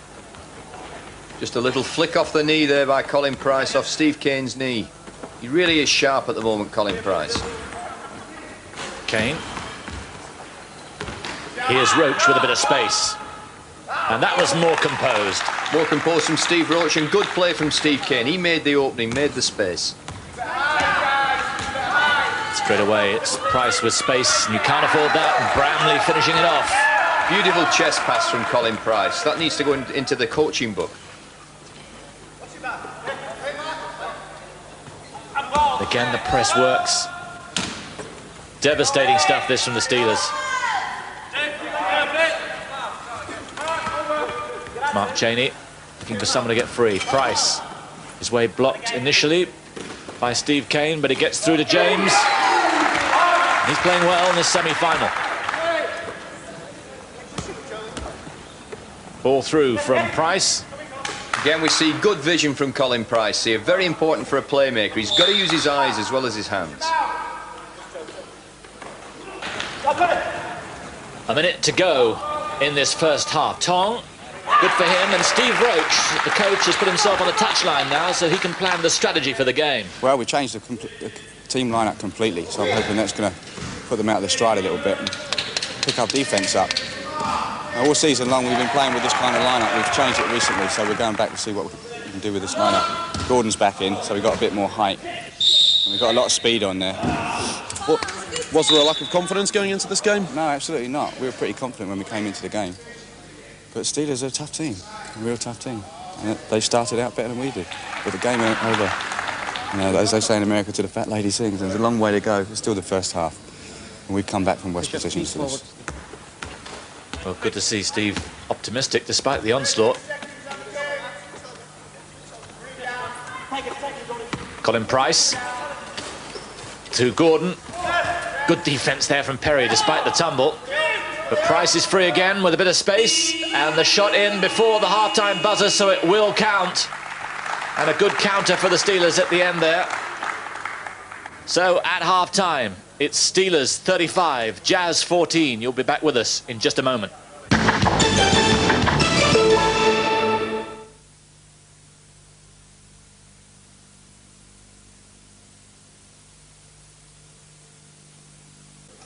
Welcome back to Ponds Forge in Sheffield, and the second half of the first semi-final in the Big 8 tournament. The Sheffield Steelers leading 35-14. Phil, what have the Jazz got to do to turn this around? They've got to break down the Steelers' press. It's really causing them all sorts of problems. The Steelers are intercepting the ball. They've got to break it down and they get simple baskets from it. Steve Kane. Good ball through to Perry. And a foul there on Dave Bramley. Dave Bramley just overreaching. Gordon Perry going to the line for 2 free shots. Gordon Perry, who scored 19 points in their opening round win against West of Scotland, but he's had things a lot more difficult in this match, and he'll be a bit disappointed with that. But Gordon, with 40 GB caps to his credit, has the experience to take a deep breath here and concentrate on getting the second one in. That's more like it. Now let's see if they can build on it, but they have to build on it now. They certainly do. 35-15. Bramley. Cheney. Always got so much time, Mark Cheney. Steelers trying to create an opening, but there we see a reverse block by Mark Young. An attacking foul. Ball to the Jazz. Now, can they get some momentum going here? Mark Young, who's just been brought on. Boy, who lives in Wrexham. Another current GB international. Fantastic chair skills from Steve Kane. I think he'd argue with the comment that Colin Price was the best playmaker in Britain. We saw fantastic skills there. He dummies one way, comes back the other, and puts the shot up before Callum Gordon can get near him. So here's Steve Kane at the line, 26 years old, played for a while a year ago with the Kentucky Wildcats, but really should have made more of that. 35-17. 12 minutes to go. And still It's the Steelers pounding away here. Mark Cheney moved to the opposite side of the key now. Normally he plays on the right. There we saw him on the left. Still putting the shots away. Kane, the press still on, and for the most part working, but here's Jai-Rapney free.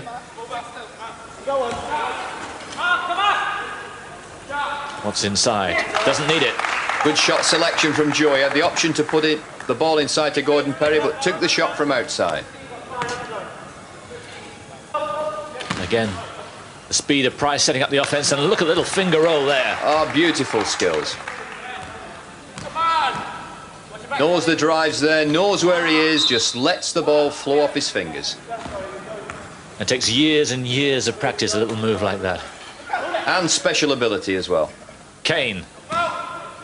Let through for once, and a slip up for the first time in the defence. Yeah, nice point there. Steve Kane rammed the ball into the ground, got his balance and put the ball away.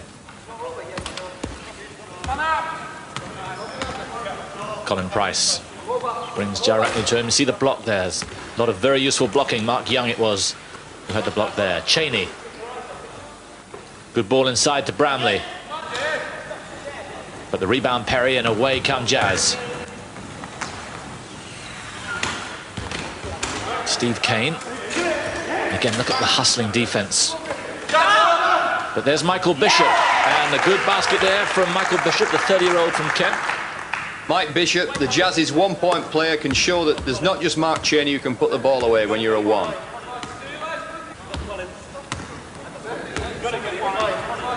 Within 17 points, that's the closest they've been for some time. Cheney. Not that time. And a good spell this from the Jazz. There again, the ball's turned over. Dave Bramley for simple 2 points. Good interception by Mark Young. The lead up to 19. Tong, Bramley with him. Good hands again from Bishop. And a foul there from Gordon Perry, so possession back to the Steelers. They're just about, or they are, the best team in the country. Where do they rank in European terms, and what's it taken them to get that far? They're the third best team in Europe. They won the bronze medal at the Eurocup finals. And the commitment from the top players. Colin Price, he must train over 10 hours a week. Most of that time on his own, on ball skills, chair control. All this magic that we see from him, it doesn't just come because he's a natural. It's got to be worked on. And there are 7 teams in the first division, but how many clubs overall through England? We've got 40 clubs at the moment in Britain, and over 400 players, and growing all the time. But you're watching here, phenomenal standards, so don't be in any way overawed by it. Absolutely. There are many different levels. People can get going, start to enjoy the game, and then they can take it to whatever level they wish. Jai-Rapney. And again, you can see the fine blocking from the Steelers defence, and it works, although possession stays with the Jazz. Sideline possession, Steve Kane. Nice drive by Joe Jai-Rapney, but again the ball, touchdown. They can't get inside, they can't get a good shooting chance. Here's a chance now for Steve Kane. But again, well blocked. Looks like the end is in sight for the Jazz. Mark Young. Gordon does the little block there. Puts Kane out of the game momentarily. Price, look at this phenomenal skill he has in the chair, and finds Gordon free. Exhibition stuff now from the Steelers. Poor pass from Callum Gordon. He should have given a far better pass. There again, another poor pass. And he gets an old-fashioned look there from Colin Price, who shows him how it should have been done with a little bit of a softer touch. Passing's a great art. You've got to have good feel in your fingers at all times. Think about the person you're passing to, not just yourself. Gordon again with the rebound.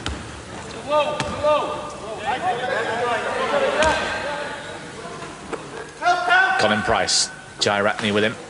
In it goes to Gordon again, and you can see the advantage of the height in the basket. Gets a second effort and makes it count, 46-25. Callum Gordon, I think he's just taking a breather here. We've seen it from the passing and that first shot before he converted the second. Jairatney, good turn. Lovely move from Joe Jairatney. Here we see 1 pointer Mike Bishop feeds the ball inside. Jules knows where he is and puts it off the backboard into the basket. It's not just speed down the court, but speed in manoeuvring your chair. Yeah. And awareness, spatial awareness of where you are on court relative to your own players and relative to the opposition.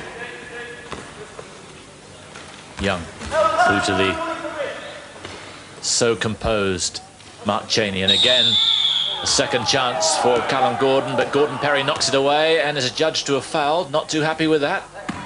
Now, he thought he touched the ball, thought he got between Callum Gordon's arms, but the referee was right on the spot. Gordon, and just a sense of tiredness in the Jazz now as the Steelers get free. What a lovely reverse basket there from Callum Gordon. Is he waking up again? Maybe. 48-27. Steve Kane out of his chair. Here's Jairatney. Gordon again with the rebound and proving dominant in this second half. Foul again against Perry. Steve Kane now falling out of his chair. Once he gets his feet out of the foot plates, he'll get himself back in there. Frank Rook on court for the first time.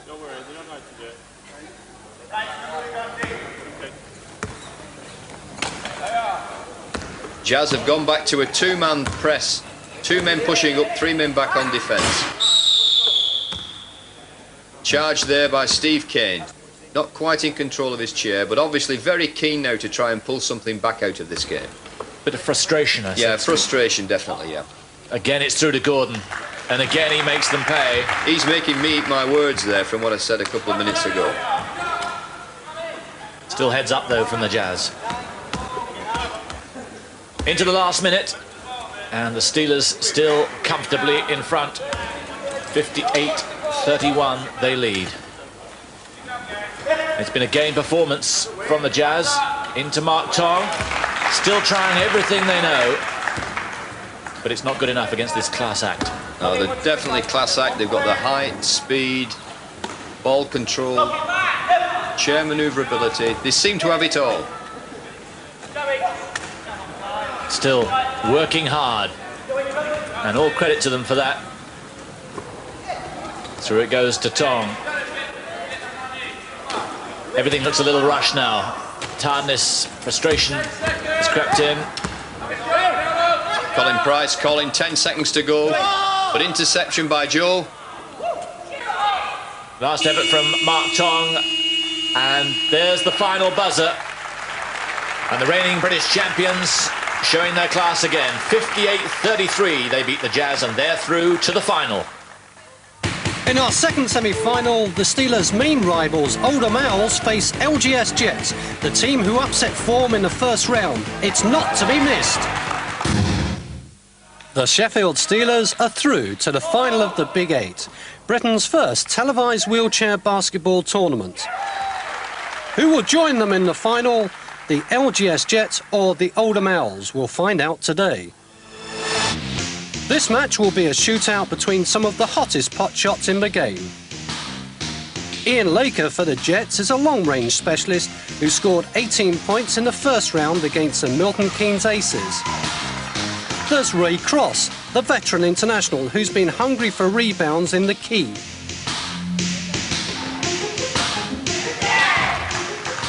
Dan Johnson for Oldham Owls is a current Great Britain star with an incredible turn of speed.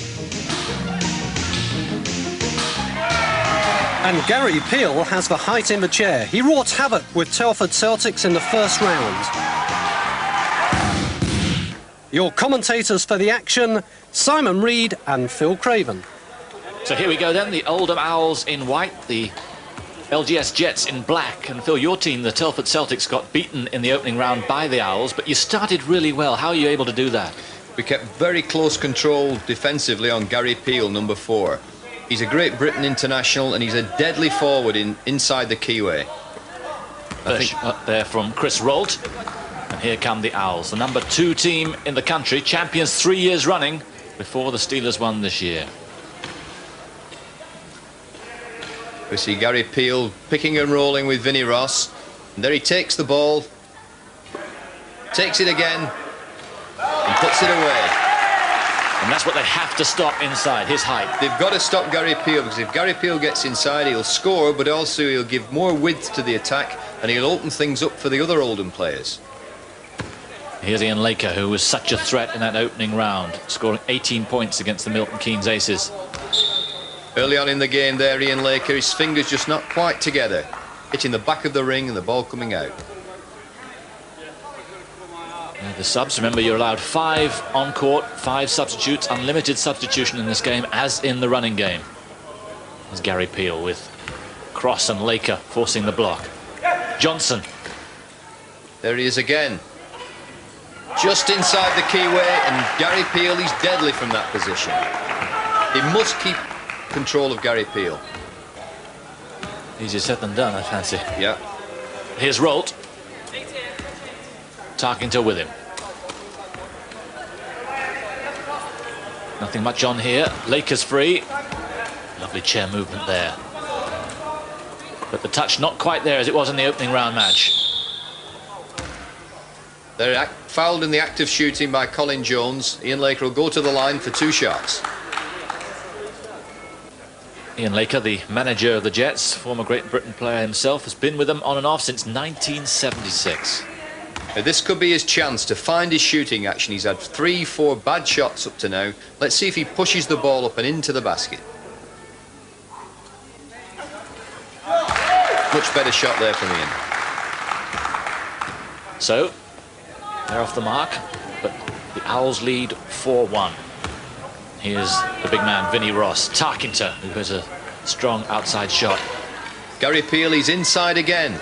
Takes the shot, but referee Keith Kershaw judges Vinnie Ross to have been 5 seconds in the keyway, which is not allowed. Vinnie looks a bit bemused by the call. And Gary Peel thinks he was fouled.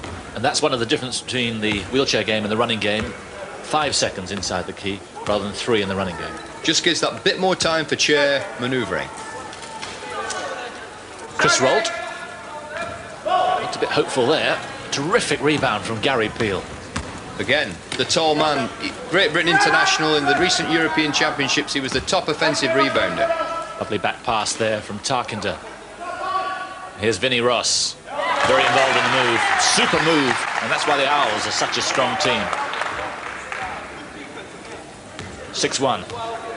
Gary Peel saying, come on, keep this defence up. Keep them out. Don't let them score. And well away from Johnson, and look at the speed he takes down court. Sets himself up, simple basket, and all orchestrated by that speed he has. Dan Johnson, good interception, quick hands, and then he comes down the court in the classic line for a right-hand side shot. So 8-1, and they made a good start. 7 minutes left in the first half. The Owls 9 in front, 14-5. And they've been on top for large periods of this first half. Here's Laker. What can he do from outside? He's been pretty quiet in the last few minutes. Great cross, driving in the middle. Feeding, lovely feed inside from Ian Laker. That's a super move. Their best move of the match so far. That could really lift them. Here we see the ball. Chris Rolt driving round, feeds to Ian Laker. Bounce pass. And a super move between their 3 most experienced players, and it's 14-7 now. Will that give them the momentum to switch it around? Much better defense there. Good pass off from Rolt to Cross, and here comes Laker. Cross goes the far side. Rochford switches, but the Owls quickly back on defense. Johnson there. He's got incredibly fast hands as Dan Johnson. Chris Rolt tries to fake it, and you can see the frustration and hear it. Steve Brown wanted a slightly more forward pass there.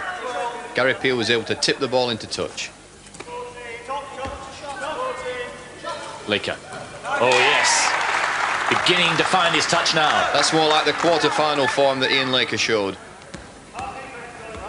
So 14-9, as close as it's been since very near the start of the match. Tarkinter switches to Peel. More movement, much more momentum, but misread and very well read there by Chris Rolt. There we saw Vinnie Ross just checking Chris Rolt with his foot plates. All on the side to the Jets. Vinnie Ross, player coach, been with them 6 years, joined from the Mersey Meteors. But very much a match on now. Rolt. Another basket here for the Jets could make it very interesting indeed. Rolt. Tarkinter blocked. Not quite. Rebound Peel. Johnson. And look at the defense on there. Ross. Good move. Beautiful move there. Dan Johnson finding Vinnie Ross, and Vinnie knew where Gary Peel was. Put it straight inside to him. And he was fouled in the act of shooting. He'll be going to the line for 2 shots. Gary Peel, who competed in Seoul in the Paralympics there. A very free scorer, scored 36 points against Sheffield in the 1990 national finals. And goes to the line here. Remember, he's already buried his first 2 free throws. 90 Great Britain caps, 31 years of age.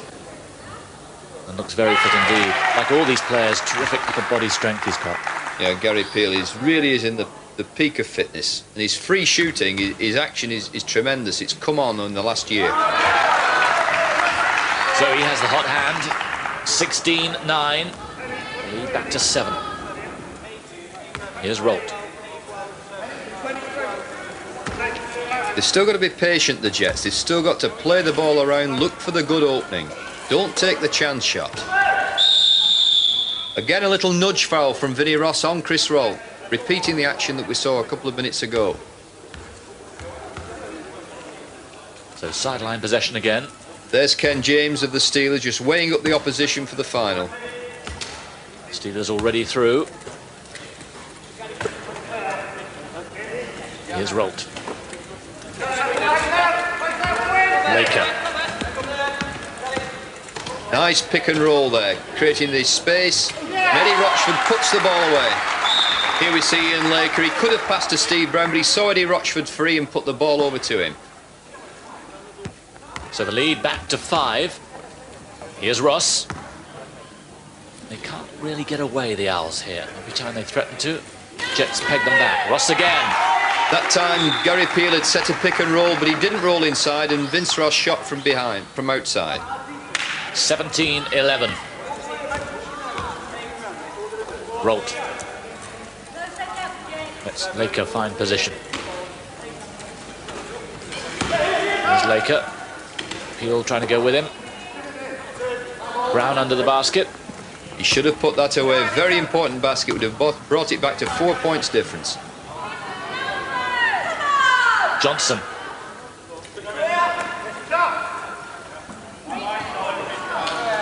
Needed a little bit more height on the shot from Colin Jones with lovely action. So Laker. Again, look at the attention he's getting from Johnson, from Tarkinter. Very nearly works too. Dan Johnson pushing out. The other 4 back in defence, but Dan Johnson pushing out, trying to intercept the ball. And then the rush shot again from Chris Rolt, and the Owls are away. Just pressing too hard, the Jets at the moment. Here's Johnson. Look at the speed he's got there. Wonderful move from Johnson again, all set up by the extra yard of pace he's got. Gary Peel feeds the ball, and Dan Johnson is as if he's on rails here for this shot. And Dan Johnson again emphasising how vital a good pair of wheels is to these athletes.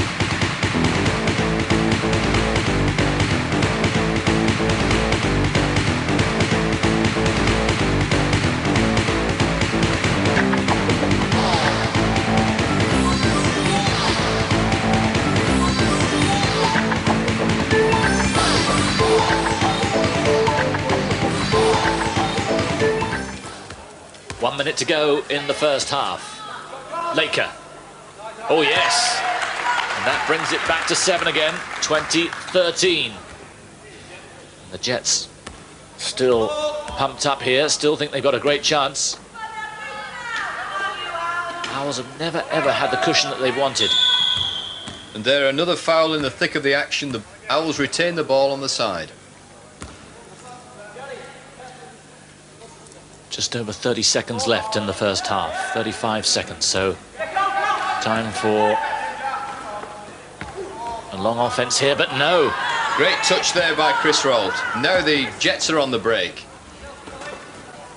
Through it goes to Brown. Oh, what a rebound from Ray Cross, and feed off to Ian Laker. 2 points. Good linkage there, and Laker makes them pay. 5 points. Can they score in this last offence of the first half? Johnson through to Colin Jones, and that puts the lead up to 7. There's the half-time buzzer. So the Owls at one stage threatened to run away with the half, only lead 22-15 at half-time. Yeah, LGS are a very good team, and if you like, they're the old enemy. We've played them, hundreds of times in the past, if you like, and they know the way we play, we know the way they play, and it's a real struggle to make the best start. Obviously makes the game, can dictate the way the game's going to go, the team that makes the best start, but we know they're going to come back at us, but we're prepared for that, and we're going to soak up the pressure and come back at the start of the second half. Are you still confident? Absolutely, yeah.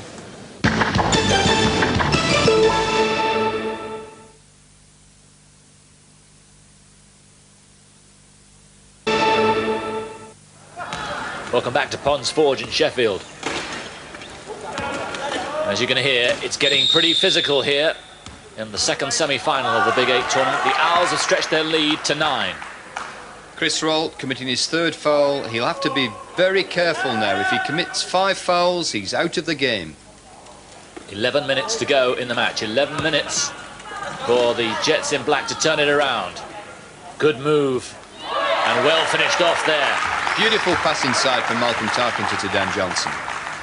And the lead up to 11, and they've made a formidable start to the second half of the Owls, really turning it on here, as they did at the beginning of the first half. Laker. Johnson goes with him. Just won't go for him at the moment. Very similar shooting from Ian Laker as he did at the start of the first half. He's got to get those fingers moving. He's got to get speed in the shot. Rolt trying to raise his team, but Johnson goes to the outside. Over goes Colin Jones, and a foul there by Stephen Brown, and he acknowledges it. Yeah, getting very physical there. Chris Rolt before wasn't called for a foul, but there was chair contact, and then Steve Brown really gave the coup de grace to Colin Jones there. We've got to do something, though, to try and turn this around. The Owls really stepping up the pressure. There's Laker stopping Tarkington getting through. Cross there. Little holding foul from Ray Cross. He's not happy with it, but he just did enough to stop Dan Johnson turning away. He must, if they're trying to be physical, trying to shake the Owls, but they've got to keep their skills going. They've got to keep their attacking play together. Mustn't rely on physical play. And they let Tarkington through. Look at the control he had on his chair there. That was like the wall of death, that. Wonderful move. And Peel might have made more of that. Instead of which it's Laker with the rebound. Laker, who's been scoring the bulk of their points, here sets up the offense. They let him free, but he hasn't had a good second half so far. Dan Johnson again in his favourite position on the right. Feeds it inside to Colin Jones. Beautiful play. And Jones having a really good period. So still in the chair there. Although the chair moving fast, but he was very static. Rock solid. He's always had very good chair manoeuvrability and stability, Colin Jones. So the lead up to 13. And it's looking bleak now for the LGS Jets. Rolt.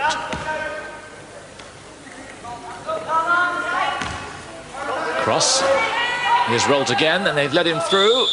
Little holding foul there from Colin Jones. It's his 4th. He's got to be very careful. Only one more, and he'll be off the court.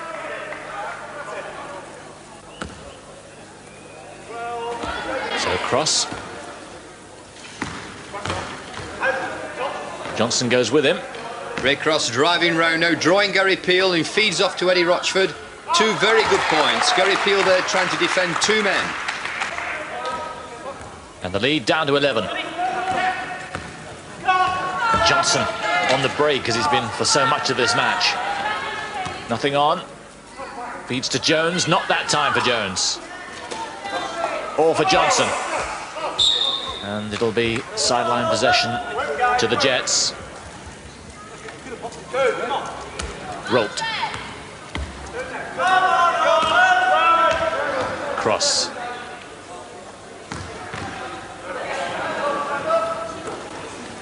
Again, Rochford. Very similar play to Eddie Rochford's last basket, but not this time. Still possession with the Jets. Laker. Cross and quickly up. So this is a good spell now for the Jets. Are they getting back in this match? Tarkender thwarted, looking for a bit of help from the referees, not getting it. Held ball, jump ball situation, but in this game, possession alternates, and this time it's the Jets who get sideline possession. Here's Cross. And they would have loved that one to go in. Still get possession though. This is a really good spell. Rochford into Rolt. And Peel with the rebound. Jones feeds Ross. He's been a bit quiet of late. Johnson. Peel in his favourite position. Brown defending him well. Johnson free. But not on.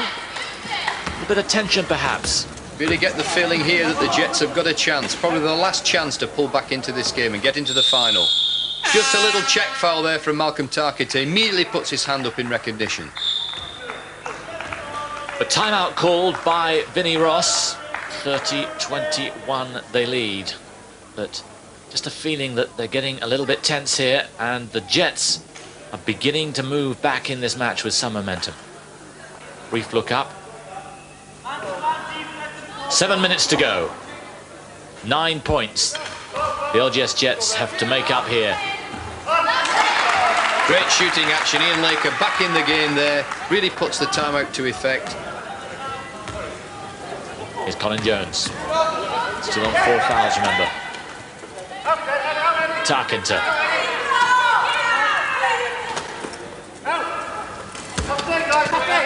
Vinnie Ross. Gary Peel. But no basket. Gary Peel felt that was a foul in the act of shooting and the 2 points should have counted, but the referee ruled the foul was before the shot. So Gary Peel will go to the line for a one-on-one situation. If he scores the first shot, he gets the second. If not, the ball's in play. And that's because the Jets have committed more than their 17 fouls in the half. But they'll be hopeful here, all the Owls, because Gary Peel's had 4 free throws so far in the match and has scored on all of them. Has to score with his first one. Not quite as perfect as his previous ones, but it still counts. Let's see if he puts the second one in. Again, a big man, super touch on the ball. Beautiful shooting action, Gary Peel. Real top quality consistency. 6 out of 6, the lead up to 9, and they'll be thankful for that.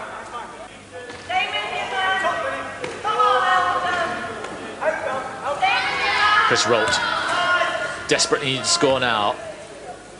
Time beginning to run out. Cross. A little jam there in front of him.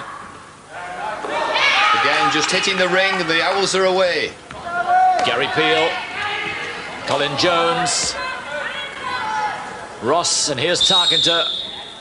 Super move, everyone involved right the way through. Fine, fine basketball there from the Oldham Owls. Here we see the rebound by Dan Johnson. It's fed to Gary Peel, who's on the break. Little pass on, bounce pass on to Colin Jones, into the middle, and then across to the other side. And a lovely shot from Malcolm Tarkenter, and he's going to go for the line for one bonus shot. Not that time, but the lead has stretched to 11. Chris Rolt.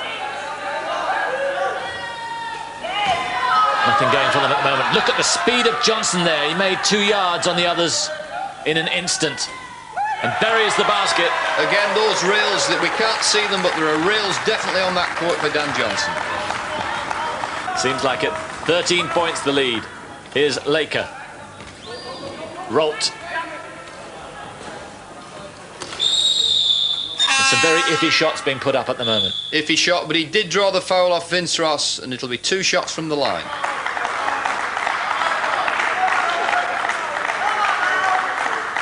Chris Rolt, part of the LGS team that dominated the early 80s. 8 years running, they won the league championship. Just got to see more speed in the fingers to lift the ball into the middle of the ring here. Lovely shot from Chris. That's more like it. But Chris Rolt going to make substitution here, takes himself off. And there's Philip Chu, 16 years old. Great moment for him, the youngest player in the competition. And Ian Laker's been taken off as well. And it looks like they've given the match up as a contest here and giving the youngsters a chance to get involved. Johnson through to Peel. And there's 2 more, 38-30. And that was the final score. The LGS Jets couldn't come back from that. The Owls win by 8 and they meet the Steelers in the final. The Steelers seem to have been stomping all over everybody up to now. We've played them some very close games in the past and beaten them probably more times they've beaten us. So we're obviously hoping we're going to do well. They've got to be worried of us because they're the favourites and we're the underdogs. They've got to tackle us now. All right, do you think you'll be scoring as much in that game? Possibly not, but I'll probably create more space. And how are you going to do that? Because the big guys will take me. So are you going to be chasing Callum Gordon? Yes, I'll be chasing him. Right, so that'll be a good fight. You've got his number then? I have, I've got it. The best of British wheelchair basketball. Owls versus Steelers. Next time on the Big 8.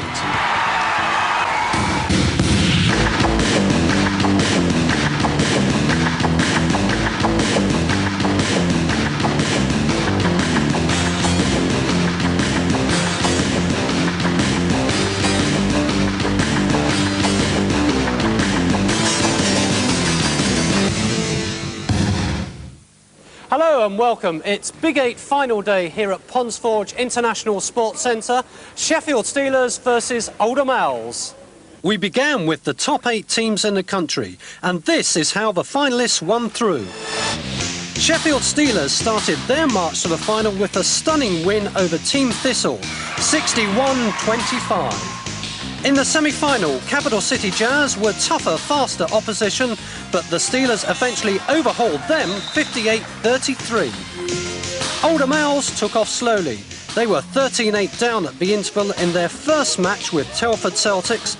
Then Telford ran out of steam and the Owls gained control, winning by 29-20. LGS Jets gave them a good run in the semi-final, but Oldham again powered through to a 38-30 victory. There's a huge amount of talent in both teams. Sheffield Steelers have 5 current Great Britain internationals, Oldham Owls have 3. The 2 captains will play a crucial role in the tactics of the game. Vincent Ross for the Owls. Obviously the Steelers have been stamping all over everybody else in the tournament up to now. We know the way they play and they know what they do. We've got some good matchups in our players, you know, along with theirs. So it's going to be a tough game and they're not going to stamp on us like they did over everybody else. And Colin Price for the Sheffield Steelers. It's going to be a battle of nerves to start with for the first 5 or 10 minutes until people relax and start playing the game. But we're going to try to push for an early lead and we hope to bury them in the first 10 minutes, but who knows. The most intriguing confrontation is between the 2 tall guys. Callum Gordon has scored an incredible 48 points for the Steelers in the tournament so far. For the Owls, Gary Peel's tally is 22, but against much tougher opposition. And he's got a lot more international experience behind him. They're great players for 2 great teams. Just a reminder, this is what they're playing for, the Big 8 trophy. Crafted by British Steel Stainless, it will go to Britain's top wheelchair basketball team. Your commentators are Simon Reed and Phil Craven. So here we go then. The Steelers in blue, the reigning champions, against the team that preceded them as champions for the previous 3 years, the Oldham Owls. Immediately, Colin Price reaches in and commits his first foul. So here's Malcolm Tarkinter. Johnson, watch out for his speed in the match, and inside to Vinnie Ross. No luck there. Rebound, and here comes Callum Gordon. Plenty of options in. Mark Cheney to his right. There's Cheney. Gary Peel in front of him. It's a mountain to slip the ball over. That's why he slips it under more times than not. And through it goes to Cheney again. Good ball through. And good basket from the player who's classified as a one-point player. Mark Cheney, for me, is the star of the tournament so far. But, of course, I'm a one-point player, so you might think I'm a bit biased. And as a one-point player, it means he has least mobility of those on court. Yes, he's not got good sitting balance. Colin Jones levelling up, so 2 points apiece. And here's Colin Price. Tarkinter reaching in there. And a 5-second call. The offensive team not allowed to spend more than 5 seconds in that key area under the basket. So here's Tarkinter. Waiting for the options to arise. And decides the best one is to go it alone.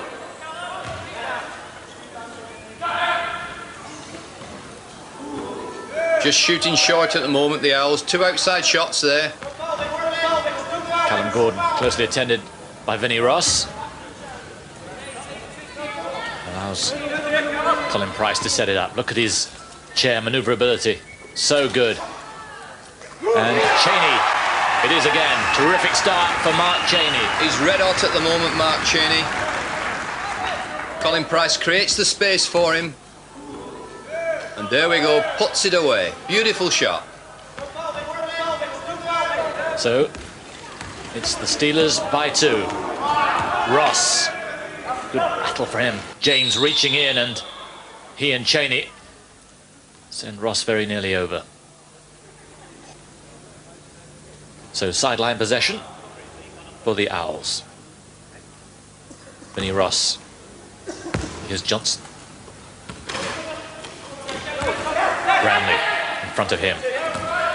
Massive sight he is too. Tarkinter, but there's nothing on at the moment. There's James working hard. And the shot on from Ross. Rebound Johnson. Ross again. It's back level. 4 apiece. Great anticipation from Dan Johnson there on the rebound. Let's watch this. There he is. Takes the rebound down. Quick feed off to Vince Ross. And 2 good points. And Colin Price's hopes of blowing the Owls away early on haven't happened at all. 12 minutes to go. 12 points apiece. And a good start this for the Owls. More than held their own so far. Here's Johnson. He's had a terrific time early on. Tarkinter. Vinnie Ross. And they're in front. Wonderful shot there from Vince. No time to think about it. Saw the basket and let the shot go. Price. Not on. Colin Price now under pressure. He shouldn't have taken that shot. He's living and hoping at the moment. They've got to make better plays so they can get inside, get Callum Gordon really playing his part. Vinnie Ross suffering from the same disease the other side. Really shouldn't have had to go there, and that looks a bit of a doubtful shot from Johnson. Both sides look as if they're a little bit tense at the moment, rushing the shots. Gary Peel, yes, and the Owls now 4 points in front. And the Steelers unaccustomed to being treated like this. What can Price do? Cheney. Never in a hurry. Price. Bad ball in to Gordon. Gary Peel reads it well. Johnson. Feed up to Colin Jones. Tarkinter. Ross. Good move though. Didn't work for them, but that shows how well they're playing. They're playing really well, and Gary Peel's got the better of Callum Gordon at the moment, both on offence and defence. Price. Overguarding foul there by Dan Johnson. Just leaning into Colin Price. Didn't want him to drive round. Knew if he drove round, there'd be danger for the Owls. So sideline possession for Colin Price. I wonder what he'll do here. Stop, Matt. Use a 7, yeah? So Paul Hudson telling Colin Price to use a 7. What tactic that is. Price with the shot. There we see the 7. Colin Price taking a shot behind Callum Gordon, but not successful this time. And nothing going really right for the Steelers at the moment. And I wonder what Paul Hudson is thinking right now. They're not exactly doing what we said we were going to do in team talk, so if they get their act together and start playing some controlled basketball, well, like we said we were going to do, we should be all right. Have you been surprised at Oldham's approach? No. Exactly what we expected. Exactly what we expected. Oldham have come out very, very quickly and hit you hard. It's a fast game. I'm just trying to get them to slow it down a little bit. Pressure them out, as you can see, we've zoned up, and then just play some control basketball. Not too worried at this stage? I'm always worried. But... Time out. So 18-12, the score at the timeout. 2 more from Tarkinter. And the biggest lead they've had so far, the Owls. And Hudson has some work to do here on his team. We're not active enough. We're not aggressive enough. We're not picking our men up. There's guys shooting without any pressure on them at all. We need to get inside. We've got the biggest player on court. We've got the second biggest player on court. We've got to get inside. So Colin Price and the rest of them obviously know what they have to do. Yeah, they're just shooting on impulse at the moment, and they're saying, look, let's get more structure into our attack. Let's play the ball around. Let's work hard for the openings. Let's play basketball. Price into Gordon. And that's the battle to try and get Gordon free under the basket. It's worked so well in their 2 matches on their way to the final. Again, a loose pass from Colin Price. They've got to tighten up. They've got to get their act together. So sideline possession goes to the Steelers. Johnson blocking Price, but he has a free run down the baseline and draws the foul there against Colin Jones. We'll see Colin Price go into the line for 2 shots, and there referee Dick Ellis is signalling those 2 shots. So here is Price, who's played in 2 World Championships for Great Britain, also the Seoul Paralympics. Beautiful shot there from Colin. 1 minute to go in the first half. The Owls lead by 2. Can they extend it? With what could very well be the last offence of the half. It's Vinnie Ross, and it's up to 4. And that, in fact, the half-time score. The Owls lead 24-20 at half-time.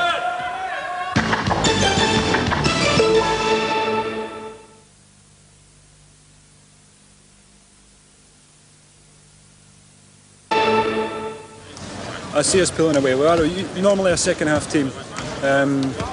Playing good 20 minutes, good solid defence is what we need.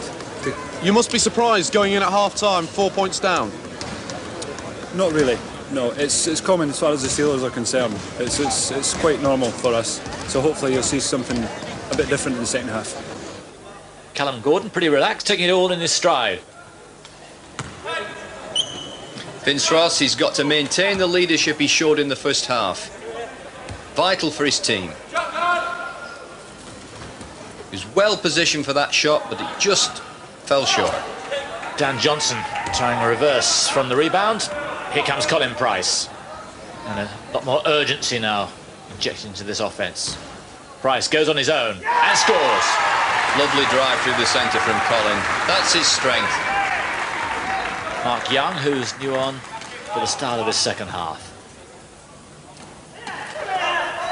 Tarkinter.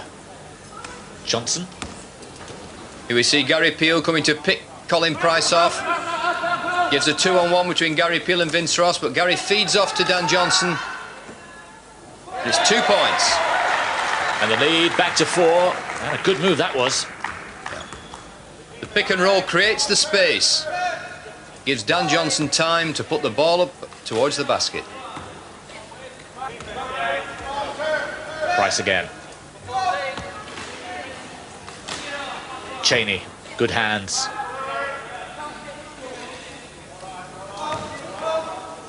Young. Oh, that in and out, that shot. And rebound from Gary Peel.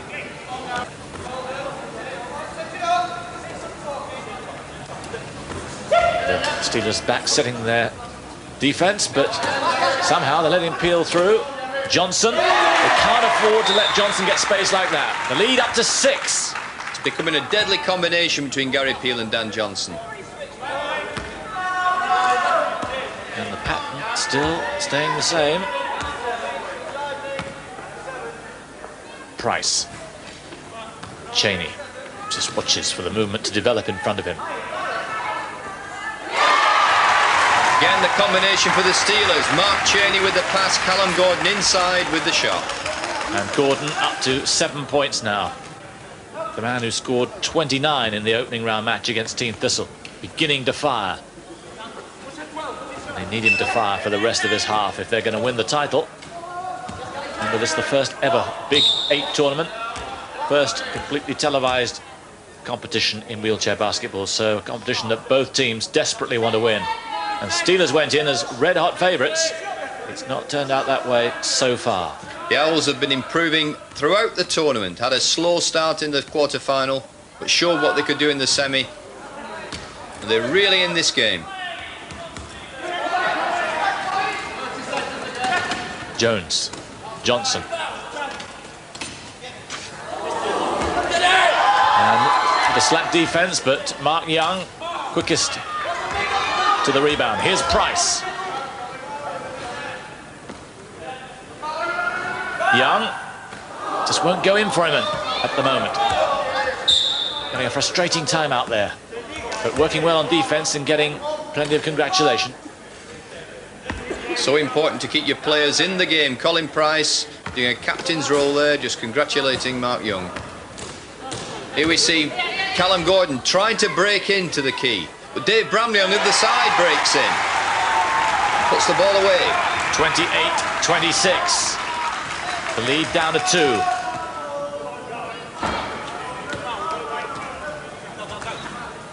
Tarkenter.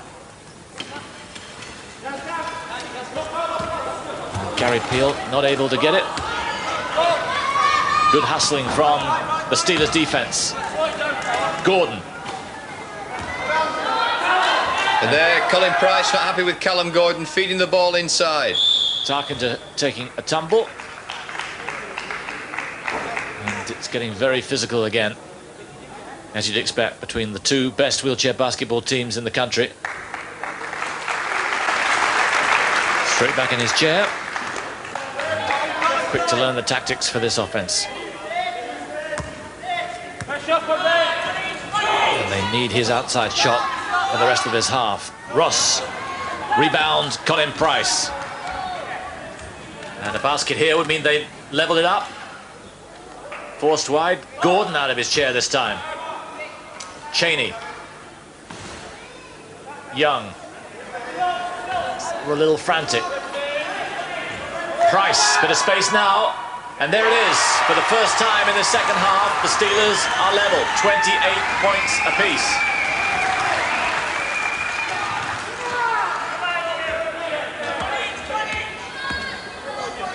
Johnson. Tarkenter.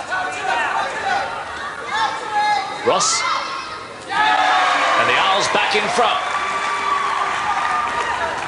And both offenses working well. Excellent offense. It's a crucial part of the game. Price. Feeds off, and it's Mark Cheney who levels up again. That's another one for Mark Cheney from the same spot. They must get out to Mark Cheney, else he's going to destroy them. Young forces Johnson wide. Peel has Callum Gordon. Turns. Good defense there from the Steelers. Bramley rebound. And away comes Colin Price. Waits, finds Young, and Young buries the basket. Good vision from Colin Price, and Mark Young realises he's way under and he puts it straight in the ring. And the Steelers in front for the first time in this second half. Now, how will the Owls react to this? Tarkenton. Look at Young. Young and Tarkenton having a rare old tussle there. And Colin Price forcing the ball off Vinnie Ross into the backcourt. You're not allowed to do that, to transfer the ball from the attacking side of the court to the defensive side. It means possession changes, so sideline possession now to the Steelers. Colin Price. Here's Cheney. So relaxed. Through it goes to Gordon. Two more. That combination again of Cheney and Gordon. So timeout called. Steelers lead 34-30. If you let Gary switch sides, then I'll switch sides with you. And you should have an empty clear shot on that side. Yeah. I took 4 and I've missed every single one of them. But the top's still flattening down on my corner. If it's just a matter of getting the ball there, sometimes when it's gone down the side, it's a tough pass, that's all. The last one you got because you're closer, but you're getting tired now, shoot from closer in. It wasn't. I mean, I could roll in there. Before I couldn't roll in, could I? Because there were people in front of me. Yeah. Vince Ross there saying that the attack has got to come down the right-hand side with shots from Dan Johnson. So let's have a look as Johnson moves down the right-hand side. And out goes Young to try and find him. Tarkenton. Good hands. Here's Bramley. And Price away. Gordon to his right. Here's Gordon. And this is a very good spell for the Steelers. 6 up they are now. And a vital time for the Owls. They've got to stop this. Momentum very much with the reigning champions. Tarkenton throws in a 3-point effort. Nothing on. Sign of frustration there. And a foul against Vinnie Ross. All of a sudden, it's all going wrong for the Owls.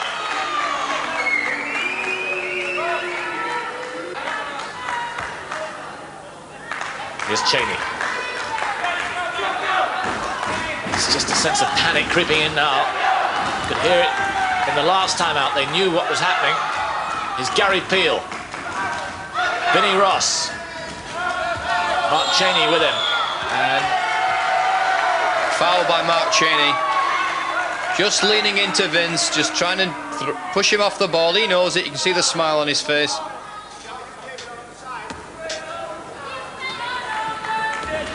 Cheney, who's played so well throughout this tournament.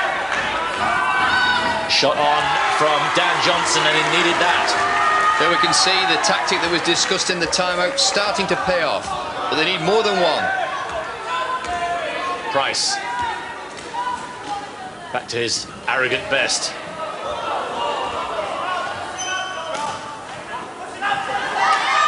Cheney. Wonderful hands again, switching the attack. Gordon. Very nearly 3-point range. Still the shot's a little bit hasty. Ross, here's Tarkenton. Johnson again, they found him. And he scores, and the lead back to 2. The Owls, a good rearguard effort here. Well, for the next 7 minutes, it stayed that close. Alternate baskets from just about everyone on court. Price. And they're back to 4 in front, 38-34. Jones again. Second effort, it's back to 2. Price. Cheney. Yes! 2 for Mark Cheney. Steelers by 4. Tarkenton. Yes, it's in. Nothing but the net there. Steelers lead by 2. Price. Oh, wonderful pass. Young. Yes.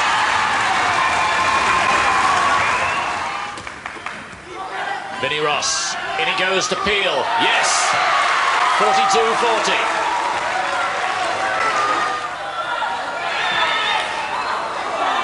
Price. In it goes to Bramley. Steelers back to 4 in front. 1 minute to go. The Steelers perhaps just 60 seconds away from the first Big 8 title.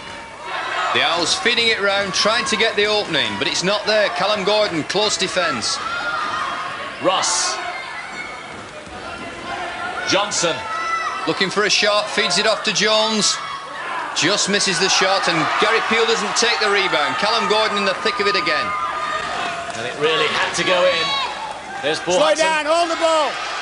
Pleading for them to hold the ball, but the opportunity arose there, and Dave Brownlee buries it. The Steelers up to 6, and that surely is it. Less than 30 seconds to go. The Owls need some quick points on the board.